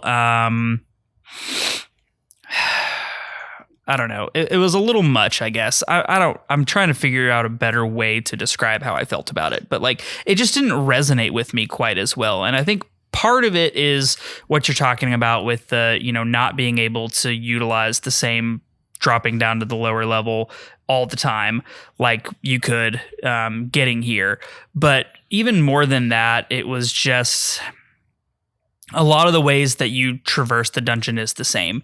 It is go to a different part to push a button or pull the tongue from one of the statues to then open up a path elsewhere that you then have to backtrack to go do that path to then go to another place that you couldn't find. And it's just very traversal heavy. And it didn't feel puzzly. It felt more traversal, and it was scripted in some ways to where there was really only one path you could take to get where you needed to go. And there was really only one way to do it right. And however long it took you to find that one way to do it right is however long it's going to take you to find. And this dungeon didn't take me long. I would say that I didn't spend nearly as much time in this dungeon as I did even in like the Dark Palace. But it just didn't like captivate me the same way that Dark Palace or Sand Palace really did. That's interesting to me because granted, I remember Dark Palace a little bit better than I remembered this dungeon. I've already said that I forgot like large swaths of this one. So that probably has something to do with this. But I spent way more time in this dungeon than I have any other dungeon in this game so far. Yeah, I don't know what it was, but I just kind of took a path and followed it. And if there was a button, I hit it. And if I didn't find a button, I, got what I could and then went searching for another button. I didn't spend a bunch of time retreading paths that I had already taken outside of like getting to a new section. Like there wasn't a lot of times where I found myself super lost. I think one of the only times that really happened was where you have to go into a room where you are on a 1x1 block that's hemmed in, and you have to use the fire rod and melt a whole bunch of large ice blocks. And then you have to throw a bomb to activate a switch that was underneath the ice blocks you just melted, go back out and then go around. You know the room I'm talking about? Yeah. I think that was probably the one that took me the longest, just from trying to figure out what to do there in the melting and then also in the bomb throwing, and then also figuring out how to get to that room from where I was, because I hadn't entered that room previously. Right. So I think that was probably the one that took me the longest. But outside of that, it was really just I took a path, and maybe I just got lucky in picking the right path occasionally. Mm-hmm. But yeah, it just felt, I don't know, stale, I guess is one way of putting it, of just kind of doing the same thing over and over again. Interesting. I came away from it with a very different perspective and experience, which is interesting to me. I think we've been pretty aligned on like how we're feeling about all of these so far in this game. Yeah, so. I think we have too. This one just didn't hit it for me for some reason. How'd you feel about... Oh, sorry. Go ahead, Max. Oh, I was just going to say, this dungeon to me, it's mechanically complex and well, not complex, but like navigationally complex, I guess is more accurate. Yeah. And like it does a lot of stuff I like about a dungeon where I get lost and I have to actually, spend some time trying to figure out what to do, which is an experience I kind of miss. But I will say it doesn't capture my imagination aesthetically in the same way that some of the other dungeons do. It feels very gamey and not like this is like a real ruin that could exist in this mountain. It's like giant ice blocks just spinning around and moving for kind of no apparent reason, and big elevators of big blocks just moving all the time. Like it doesn't really feel like a real place in this world like some of the other dungeons do a better job of feeling.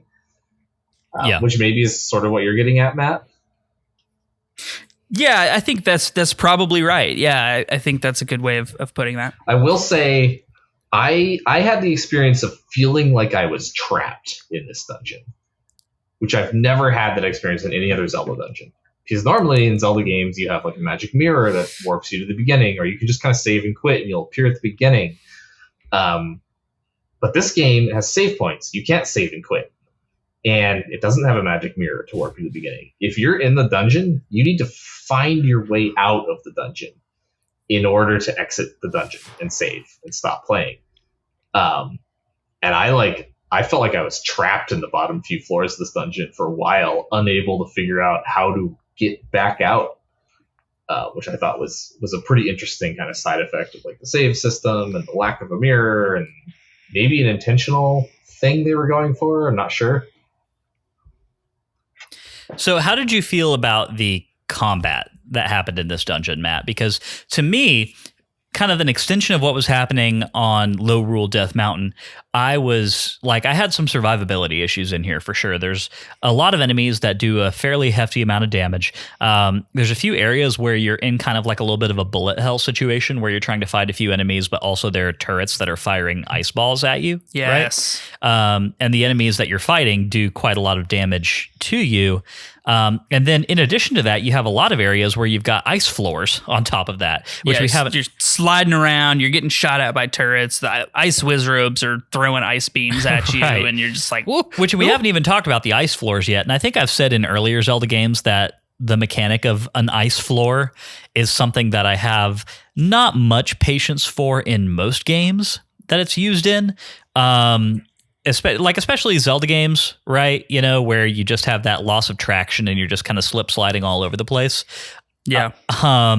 And I think that like if those had been paired with some more intense combat sections in this dungeon more frequently, then it would have annoyed me more than it did. As it was, I'd never found that it was something that was really pissing me off.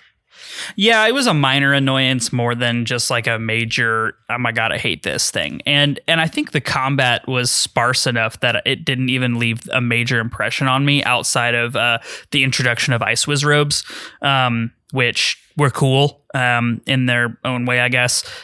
Very easy to kill with a golden sword, one hit, and they're dead. Right. So, you know, kind of whatever. Being frozen is probably one of my least favorite things in any video game ever. I always hate it. Just the complete removal of any ability to do anything. You can't defend, you can't attack, you can't maneuver, like nothing. And I think that by itself is probably my least favorite thing about any ice anything. And I'm sure that's why the stasis meta was my least favorite period of Destiny PvP in all history. Yes. I remember you loved it. Yeah. Yeah. No, it's horrible. So that's I just don't like it. And I don't think that it's necessary. Like, slow me, sure, whatever. I get that. But it's just obnoxious to be frozen in place and not able to do anything. I will agree with that. I think that I can't think off the top of my head of a time that I have been frozen by an enemy in a video game and felt like, oh yeah, that was fun, and I felt like I could do something about it, you know? Yeah. And so, yeah, that's kind of what I'll say generally about combat. Those ice turrets are menaces, dude. They're like jackal snipers in Halo 2. They don't miss. They do not miss. And that was slightly annoying, but it was sparse enough that it didn't like tank my enjoyment of anything. Okay, I would say. Well, that's good. The boss, however, I thought the way that the boss does this is very interesting. And I know we're going to get to the boss in a bit, but... So before we do that, I know we said we were going to talk about the main item that we are using this week, which is, of course, the fire rod, and is essential to traversing this dungeon. You must have. You must melt many things in order to get through this dungeon. And it's so interesting because I think if there's one thing that I felt could have been done better in this dungeon, which I enjoyed a lot. I don't know if I've made that apparent yet. I really, really liked this dungeon.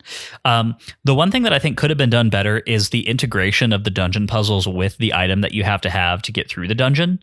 Especially coming off of last week in the Desert Palace, where the sand rod was used in such a spectacular way throughout that whole experience. The fire rod, which by the way is my favorite or second favorite item in this entire game, especially once it's upgraded. I love the fire rod. I felt like it never really came alive for the purposes of solving puzzles in this dungeon. It was always a very immediate win scenario where you have to melt a block, throw some fire and the block is melted. And that's about as deep as it ever got. I used it a ton for combat, right? There are a lot of enemies in this dungeon that, there's some that you have to defeat with the fire rod, and the ones that you don't have to defeat with the fire rod, you still can most always just chuck a huge tornado of flame at them, and it works just as well, right? Wrong choice. It's never the wrong choice. It really is never the wrong choice. I used the fire rod to get through Lionel's. That was the only way I defeated Lionel's throughout the entire traversal. Yeah. So that's kind of where I'm at with it. I think that that's a spot of disappointment on an overall very fun experience for me. I think there's a few things interesting that happen with the fire rod for puzzle solving. It's got the pillar of flame, which means it can be used to hit things that are higher than it. which they use for a few puzzles here and there, like to light a torch that's up on a grate above you. And in the other direction, you're actually throwing down a little projectile, which normally doesn't matter because it just hits the ground in front of you. But if you're standing on the edge of a cliff or you're standing on a permeable grate, it falls through and goes below, which they also use for a few puzzles here and there. So I thought that was interesting, but I don't think they really took it beyond the basics of like, oh, you see a thing, you can't get to it. Oh, I guess I'd better use this fire rod that I'm already using constantly anyways. Kind of where it stops. Yeah, I think I agree with you, Max. I don't want to misconstrue my opinion and make it sound like I don't think it was used well ever in this dungeon. I just think, again, we're coming off of Desert Palace, and sand rod puzzle solving was really something special. But, the other side of that is that I said last week that the sand rod past that is one of my least favorite items in the game. So, it's a give and take. That's true. That's totally true. So let's go ahead and talk about the boss, which I thought was a fun boss fight, honestly. This was definitely the highlight of the dungeon for me. I thought this was a really fun boss fight. Well, why don't you talk us through it then, Matt? Yeah, so I think that, number one, the boss looks cool. This is like little floating tentacle mass with an eyeball in the middle. It looks like a weird darkness harpy thing. And I like the boss design. And when I first saw it, I was like, oh, this is going to be interesting. This is going to be like a fast moving boss that I have to try to hit in the eyeball while it's running around. And then he jumps out and encases himself in ice. And I was like, oh, it's going to be that. All right. So we're definitely using the fire rod here. Good to know.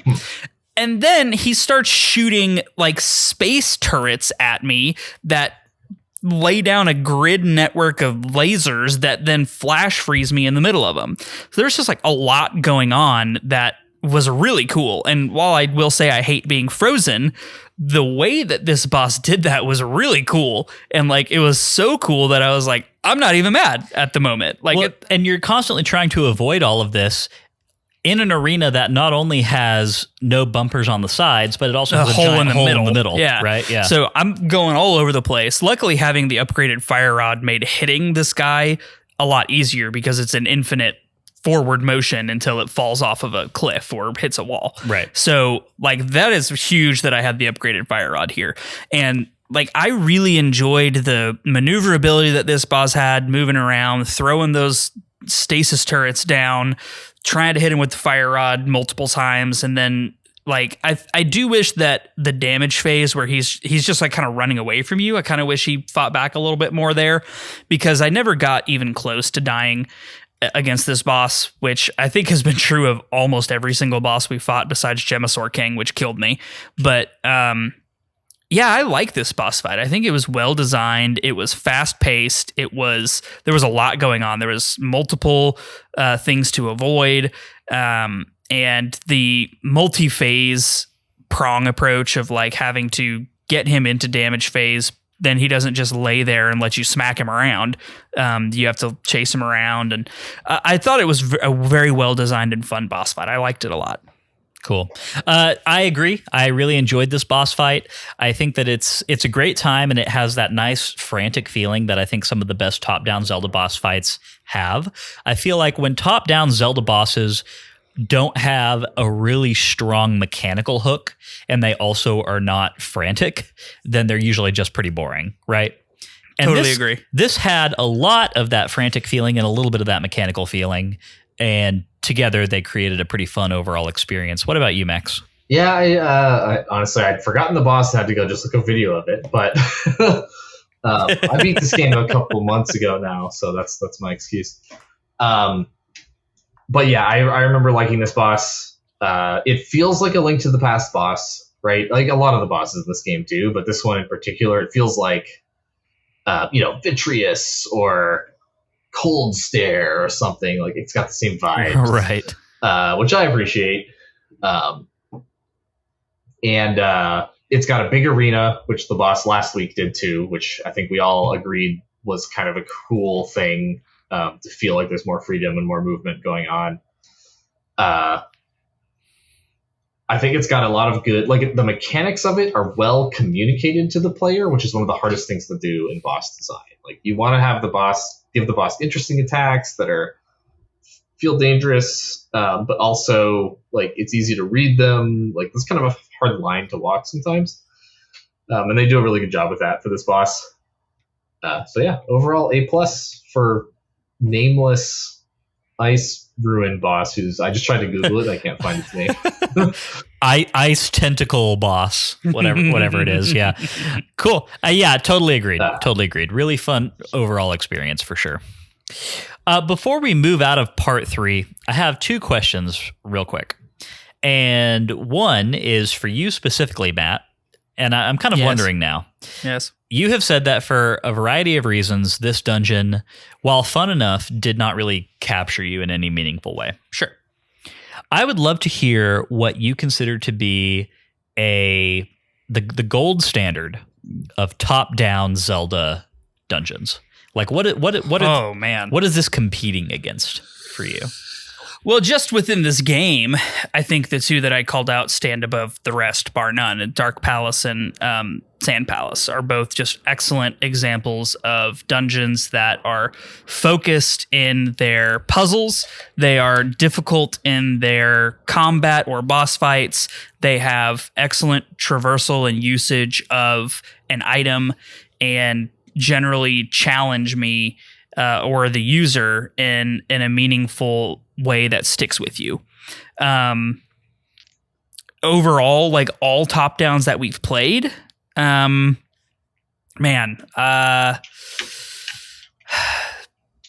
have to go back and look at some of the other ones that we've played. I've got one that immediately comes to mind, and that is actually kind of goes into some of the same conversational lines that we're talking along right now. Well, then tell us what it is. Yeah. So to me, the one to beat is Eagle's Tower in Link's Awakening, right? Mm-hmm. Another vertical dungeon. Yep.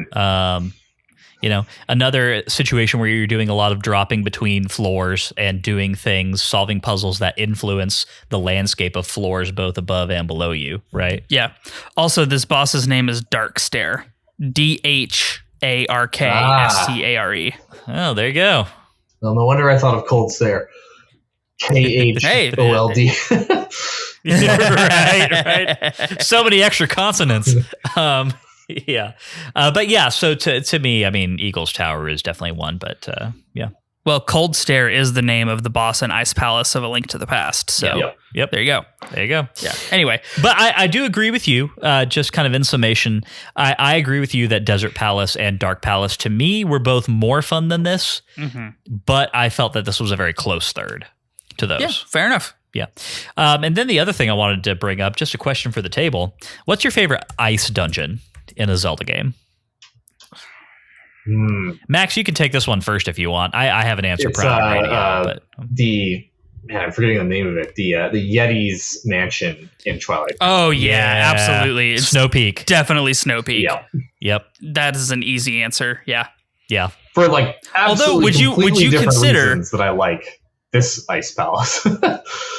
Would you consider Snow Peak ruins in Majora's Mask to be an ice temple? That is Snowhead. Snowhead. Yeah. Whatever. Yeah. And yes, I would.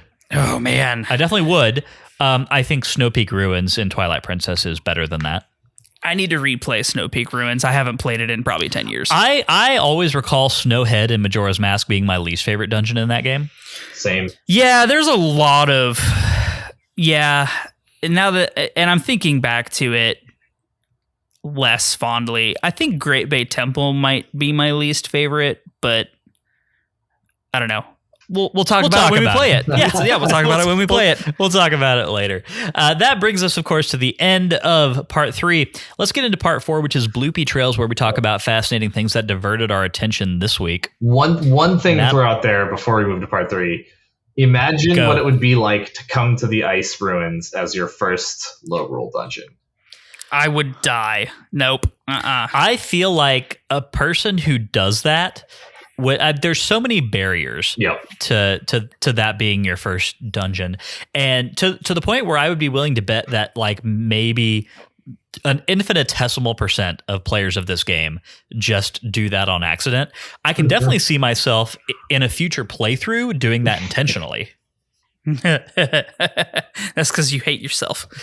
I mean, it sounds fun, right? Like, I mean, The like side game that I'm playing with all of these, especially when I play them just for funsies, not as part of this podcast, is that I'm always trying to find like harder ways to do it. What is the way that I can push myself in this game? You know?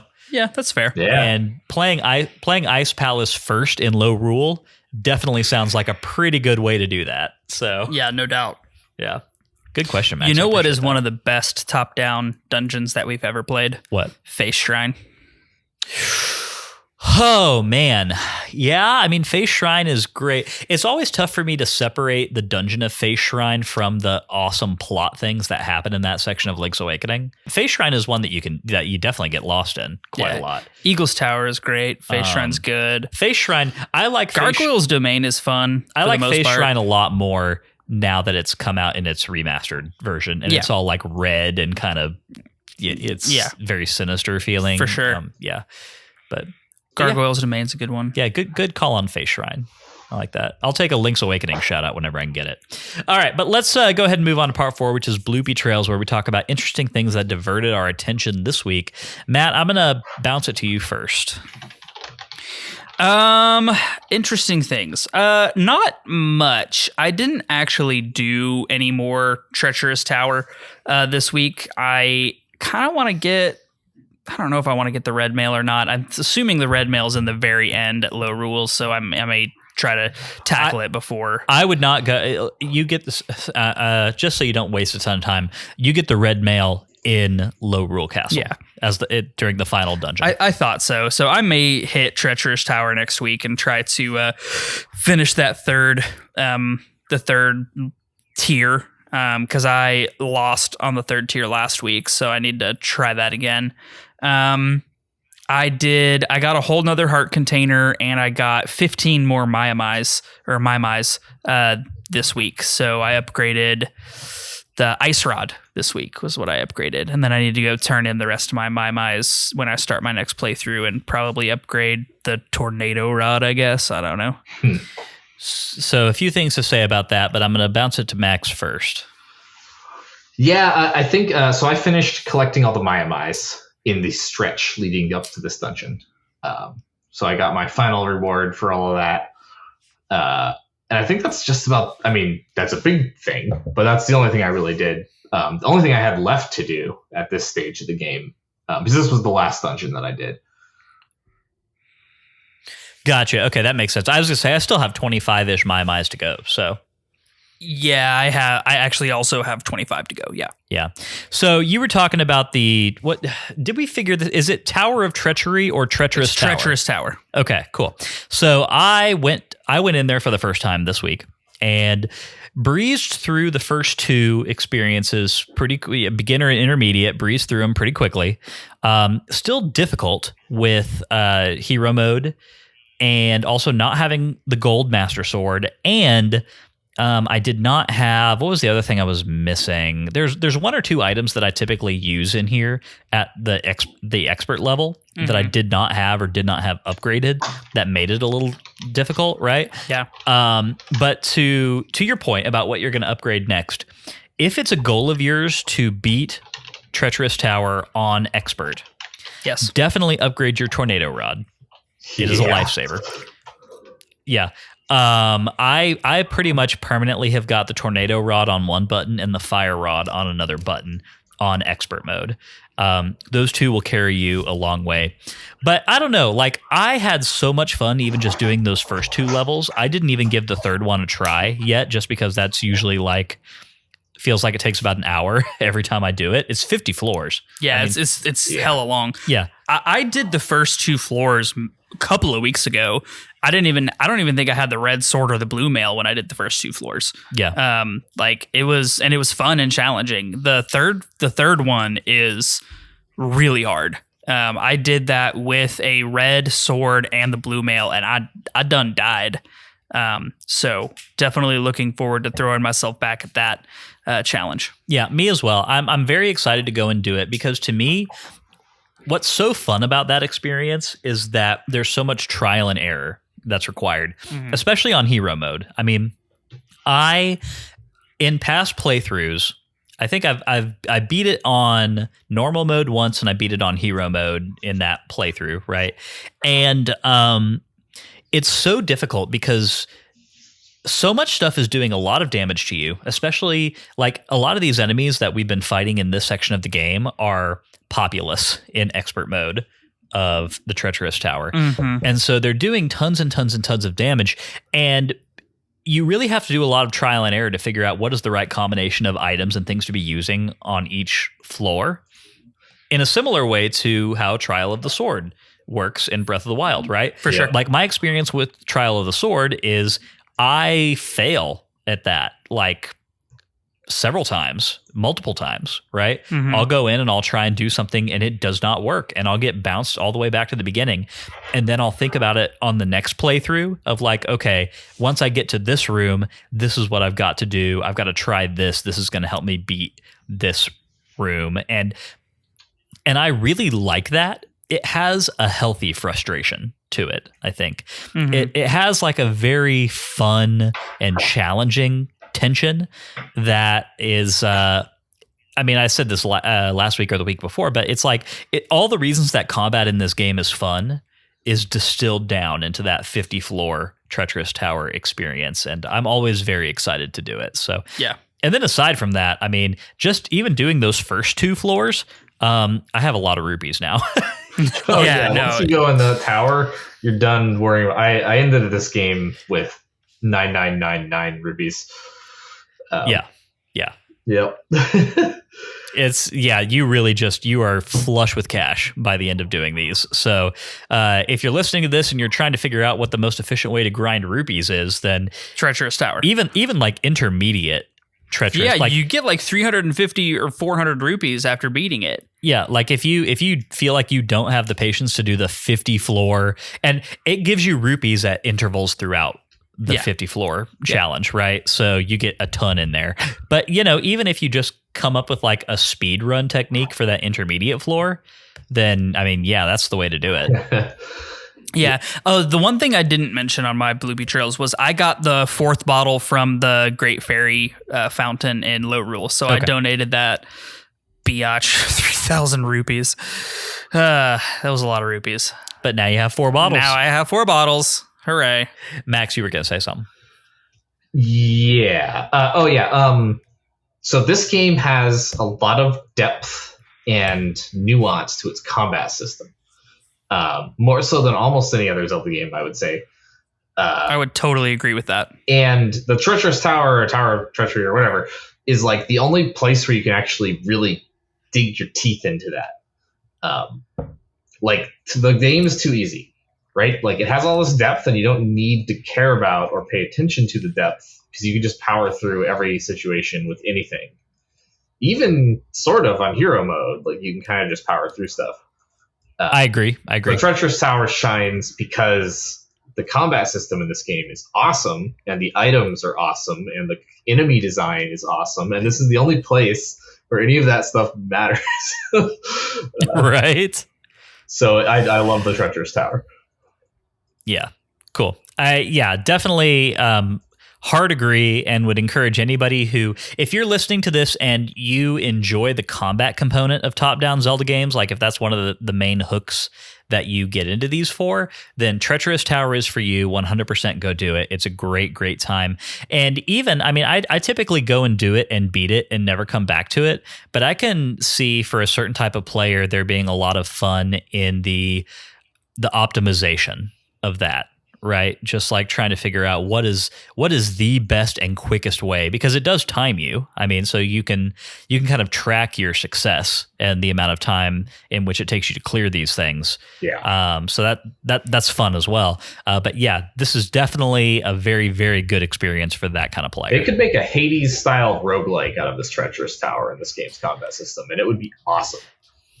Yeah, if it expanded past just like, because the rooms themselves are not complicated.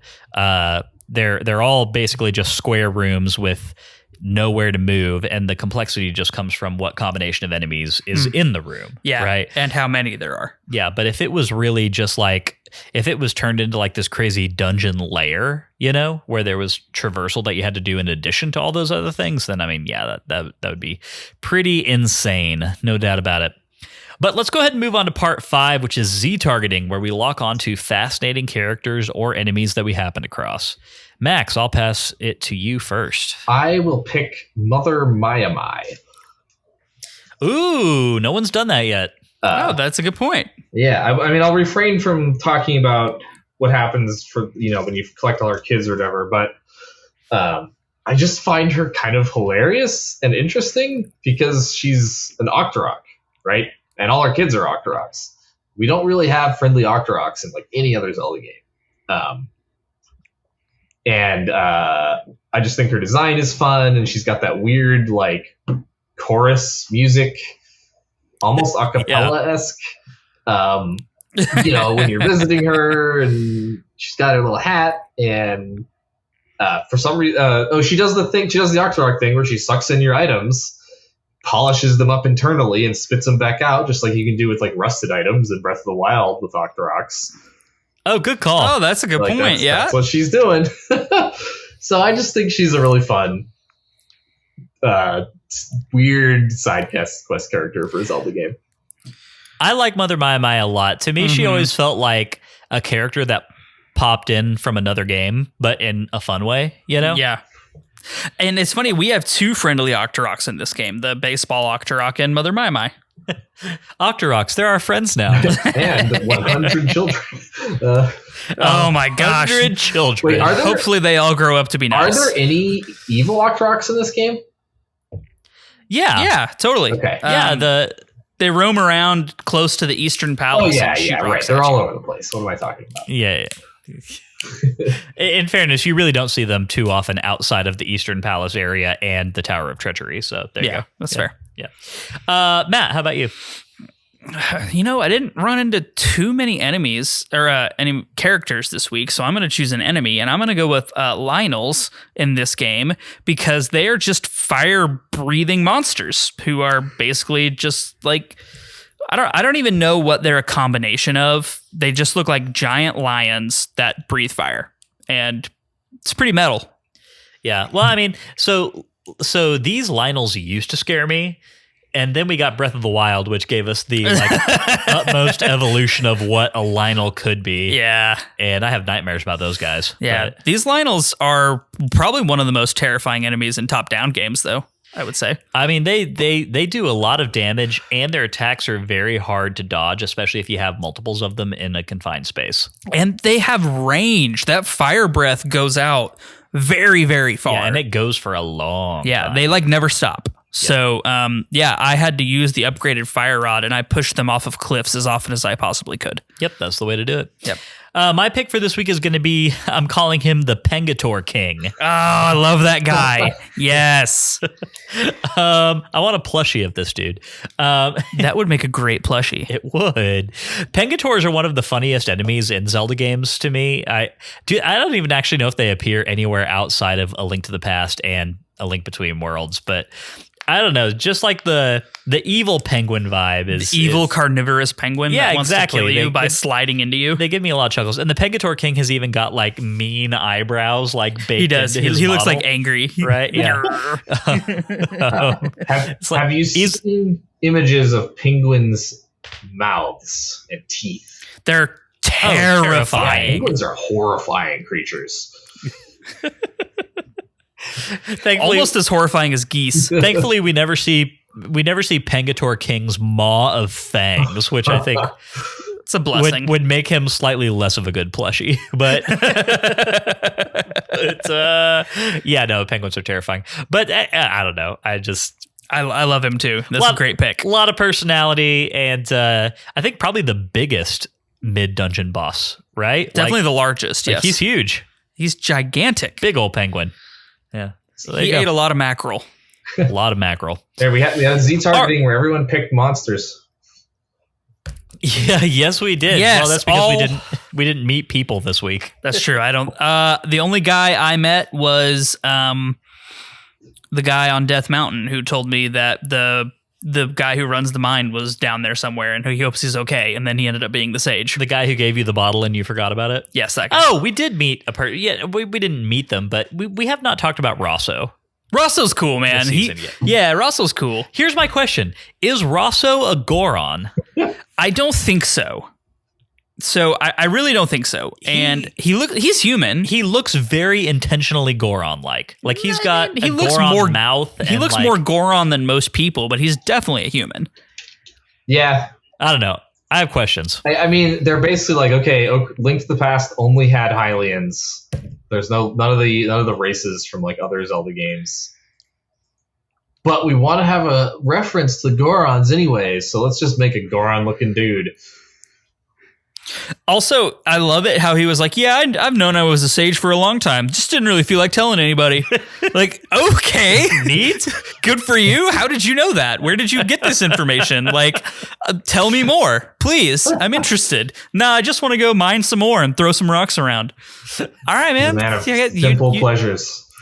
Rosso. Yeah, you do you. You do you, Rosso. Thank you. Rosso, he's a true Chad. Real salt of the earth kind of guy. Really, really is. All right. Well, that brings us to the end of part 5. Let's get into part 6, which is our final thoughts, where we let Matt wrap up this section of the game in as succinct a way as he can think to do. Sorry. Before we do that, I have some information about the development of this game that I think would be interesting to go over. Oh, you know what we're going to do right now? You know what we're going to do? The Sacred Realms Rundown Extended? Yeah. All right. This is, Matt, we got Max pulling a Cody this week. So let's get into part 6, which is for this week, Max's extra information. Yeah, okay, so for whatever reason, we know more about some of the weird ins and outs of the development of how the ideas of this game came together than we do for most Zelda games. Simply because there's one interview where they went into a ton of detail, which is, Iwata Asks interview about this game. So the cast of characters, Eiji Aonuma was the producer, like he is for all Zelda games, but he was somewhat absent from a lot of this game. So the important... Because he was working on Breath of the Wild? Because he was working on... the story stretches back to Skyward Sword. But yeah, so development of this game began right after Spirit Tracks ended, which is like late 2009. I think Skyward Sword was 2011 or something like that. Yes. It was 2011. Can confirm. So, Spirit Tracks ends... Almost all of the Spirit Tracks team moves to work on Skyward Sword. They left a skeleton crew, 3 people behind. Hiromasa Shikata, who was the director. He was like a world designer and level designer for like Ocarina of Time, Majora's Mask, and The Wind Waker. And the lead programmer was Shiro Mori. So they were like the two guys left behind, and there's a third unnamed programmer. But yeah, they basically spent like 6 months trying to figure out like what should our next handheld Zelda game be. And they relate this story about how after 6 months, they were like, we just got to do something. We don't have any great ideas. We got to pitch something. So they have this story about how they pitched a game to Shigeru Miyamoto with the theme of communication. And apparently Miyamoto like ripped their pitch apart. And like told them that their idea sounded like it was an idea that was 20 years old. And just like they left apparently like totally demoralized, still just the Skeleton's crew. They had to essentially start over. And so that they then were like just brainstorming, trying to see what would stick, prototyping their ideas as they came up. And one of them threw out the idea of the wall merging mechanic. And this was Shikata, the director. He didn't even like it. Like he threw this out in like a brainstorm and he was like, ugh, just like another throwaway idea in a brainstorm. I don't even like that one. But apparently the other 2 on the team really liked it and they insisted that they prototype it. So they made a prototype in like a day or 2. And so that's how they arrived at the wall merging mechanic. Like they were at the lowest point of their morale and they came up with this idea. And then from there, it took off, of course, right? Because it's a really good idea. They made a prototype really quickly. They pitched the prototype. They got like positive feedback from Aonuma and Miyamoto, and then their project was disbanded. The whole team was canceled and moved to other projects. They all went to work on Wii U launch titles because they needed like all hands on deck to make the Wii U, like Nintendo Land and stuff, kind of launch titles. Which was certainly one of the most prestigious assignments in all of video game history. Wii U launch titles. So, they basically they relate this story about how they really liked where they were, their idea, and they presented a 3DS with like a debug cartridge of their prototype to Shigeru Miyamoto and Aonuma with like a letter that was like, please don't forget our idea. And then they went and worked on other games for a year. So this was canceled for a year. Nobody looking at it or thinking about it. And then after a year, Aonuma started development again. But the two, people originally, the director and the lead programmer, were still busy. So he pulled in a third guy, Kintaro Tominaga, who was like assistant director for Wind Waker, sub-director for Twilight Princess. I don't know the difference between assistant director and sub-director. In any case, it was him and Aonuma for a while. And this is the guy that I told you about last week who pitched making 50 dungeons and just making a game that was all dungeons. But yeah, long story short, like they started development again. And the last interesting part of all this was they did another pitch to Miyamoto with the 50 dungeons thing. Miyamoto tore it up again. Basically was like, this is a terrible pitch. Like, go back to square one. But brought up that he was like, maybe you should look to Link to the Past for inspiration. We should Link to the Past was good. Maybe there's something there. And then Aonuma was the one who personally decided to go model Link to the Past map. Like the producer of all of Zelda, just by himself, decided to just go do this and put it in the prototype they had. So that's how they came up with this Link to the Past element of all this. Interesting. I would love to hear the details of the communication-based pitch that got shot down originally. That sounds like, I mean, if Miyamoto tore it to pieces, I'm sure he had good reasons for doing so, but I would be fascinated to hear what the kernel of the idea was there. Yeah, same. Because this is something that fascinates me so much about Zelda development, right? Like Zelda, more so than a lot of other video game series that I've ever played, you can very clearly tell, and even to the point where I think they basically market it this way with every new title. They will tell you, this was our hook. This was the thing around the nucleus of an idea around which we were basing this entire thing. And it's different and unique for basically every Zelda game ever. Yep. Including the Capcom ones, right? Like it's endemic to the series. And I just like the process of what it comes, the process of like how they distill those kernels of ideas down into like workable foundations for an entire game fascinates me. And I always wish that there was a little bit more information about like things that were pitched that never made it. Like we see a lot of abandoned concept art for things, but we never hear a lot about, oh, we wanted to make this kind of Zelda game and we didn't. Yeah. Like we don't get to see all the trials and tribulations they go through, like trying to come up with a good like pitch and theme. Right? Like there's probably a ton of really interesting stuff. And they always talk about how they revisit old ideas later on, right? Like that's a common trend in the Zelda development history. So like a lot of these ideas that get shot down at one point in time come back later, which is probably why they keep them secret. But right. That is the end of Max's extra development thoughts. Well, we always appreciate hearing them. No, it's super fascinating. This era of Zelda design is so interesting to me because there were so many things that were kind of taking place concurrently. Like the period from, let's say, post Twilight Princess to the launch of Breath of the Wild. is just so interesting to me because there are so many things that kind of happen in there, and the ideas on the part of the team of like what to make these games into seemed like it was in such flux during that time.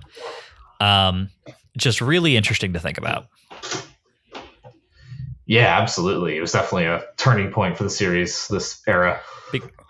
Because you've got Skyward Sword, you've got A Link Between Worlds, and you've got Breath of the Wild development all happening within that span of time, and just a lot, you know?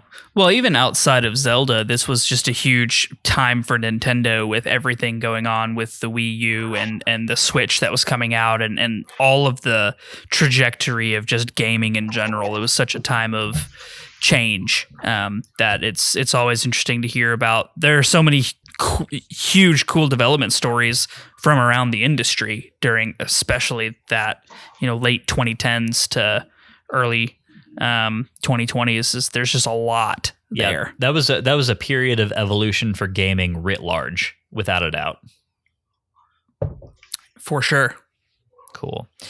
All right. Well, that brings us to the end of our ad hoc part 6. Let's get into what is this week part 7, where we let Matt summarize this section of the game in as succinct a way as he can think to do. Take it away, Matt. This section of the game brings us to one of the largest traversal areas we've had since we entered Lorule. We get to go through large parts of Hyrule and Lorule and really dive into an exploration part of the game that feels very dungeon-esque and challenges us in a combat way as well. There's a lot of interesting things to find, lots of Mai-Mais, lots of interesting traversal mechanics to get used to. Coming into the end of this section, the main event is the Ice Palace, which really drives us to a unique hook for the series with its unique mechanics of traversal and backtracking that works very well. The dungeon culminating in a really excellent boss fight that utilizes great mechanics as well as a feeling of franticness to be an extremely enjoyable boss fight and overall good dungeon that we enjoyed. And we are on to the last chunk of the mainline game where we have one more stage to find, and next week we'll tackle our final dungeon. Well done as always, Matt. That brings us to the end of the Sacred Realms rundown for this week. We are coming to the end of this game very quickly. 2 more main episodes and then 1 recap episode. Crazy to think about. Always crazy when we get to the end of a season to look back and feel like we just started it like 2 weeks ago. And that's exactly how it feels. No doubt. It's been a really fun time to talk about it so far. Got a little bit more left to go before we wrap this thing up. Max, thank you so much for coming back on the show tonight. Been a really great doubleheader for you. A lot of really great stuff that we've kind of learned as per usual. Really looking forward to catching back up with you again as we get into Tears of the Kingdom. Huzzah! Yeah. It's coming quick. It's not going to be long now. I can taste it. I can practically taste it. Gonna be a good time. But anyway, hope that you're well, Max. And as always, we look forward to having you back on the show sooner rather than later. Yeah, can't wait to be back. Awesome. You ready to get out of here, Matt? Let's do it. The lights have turned off in your courtyard, signaling that it is time to go to bed. Yeah, they auto turn off at 11:30, leaving Matt and I both in complete darkness. So that's great. I guess that means it's time to go to bed. If y'all enjoyed today's show and you'd like a little extra Sacred Realms in your life, you can head over to patreon.com/sacredrealmspod and become a patron. If you've got no rupees, it's not a problem. 5-star Apple Podcast reviews are a great free way to support us. More reviews means that more people see our show, and that makes us very happy Hylians. Follow us on Twitter and Instagram at Sacred Realms Pod for updates on the podcast and for behind-the-scenes action. Sacred Realms will be back next Wednesday with our thoughts on A Link Between Worlds Chapter 10. We'd love for you to play along with us and to share your thoughts on our social channels. A Link Between Worlds can be played on the Nintendo 2DS and 3DS family of systems. But in the meantime, may your hearts be full, may your arrows never miss. We'll catch y'all next time. Sacred Realms is an independent podcast production, which is produced, edited, and mixed by me, Lyndon Willoughby. Our music comes from Zelda and Chill by Mikkel and is graciously provided to us by Mikkel and Game Chops Records. Zelda and Chill is available to stream on Spotify or to purchase directly from GameChops.com. Finally, our thanks go to Nintendo for creating such exceptional and innovative experiences.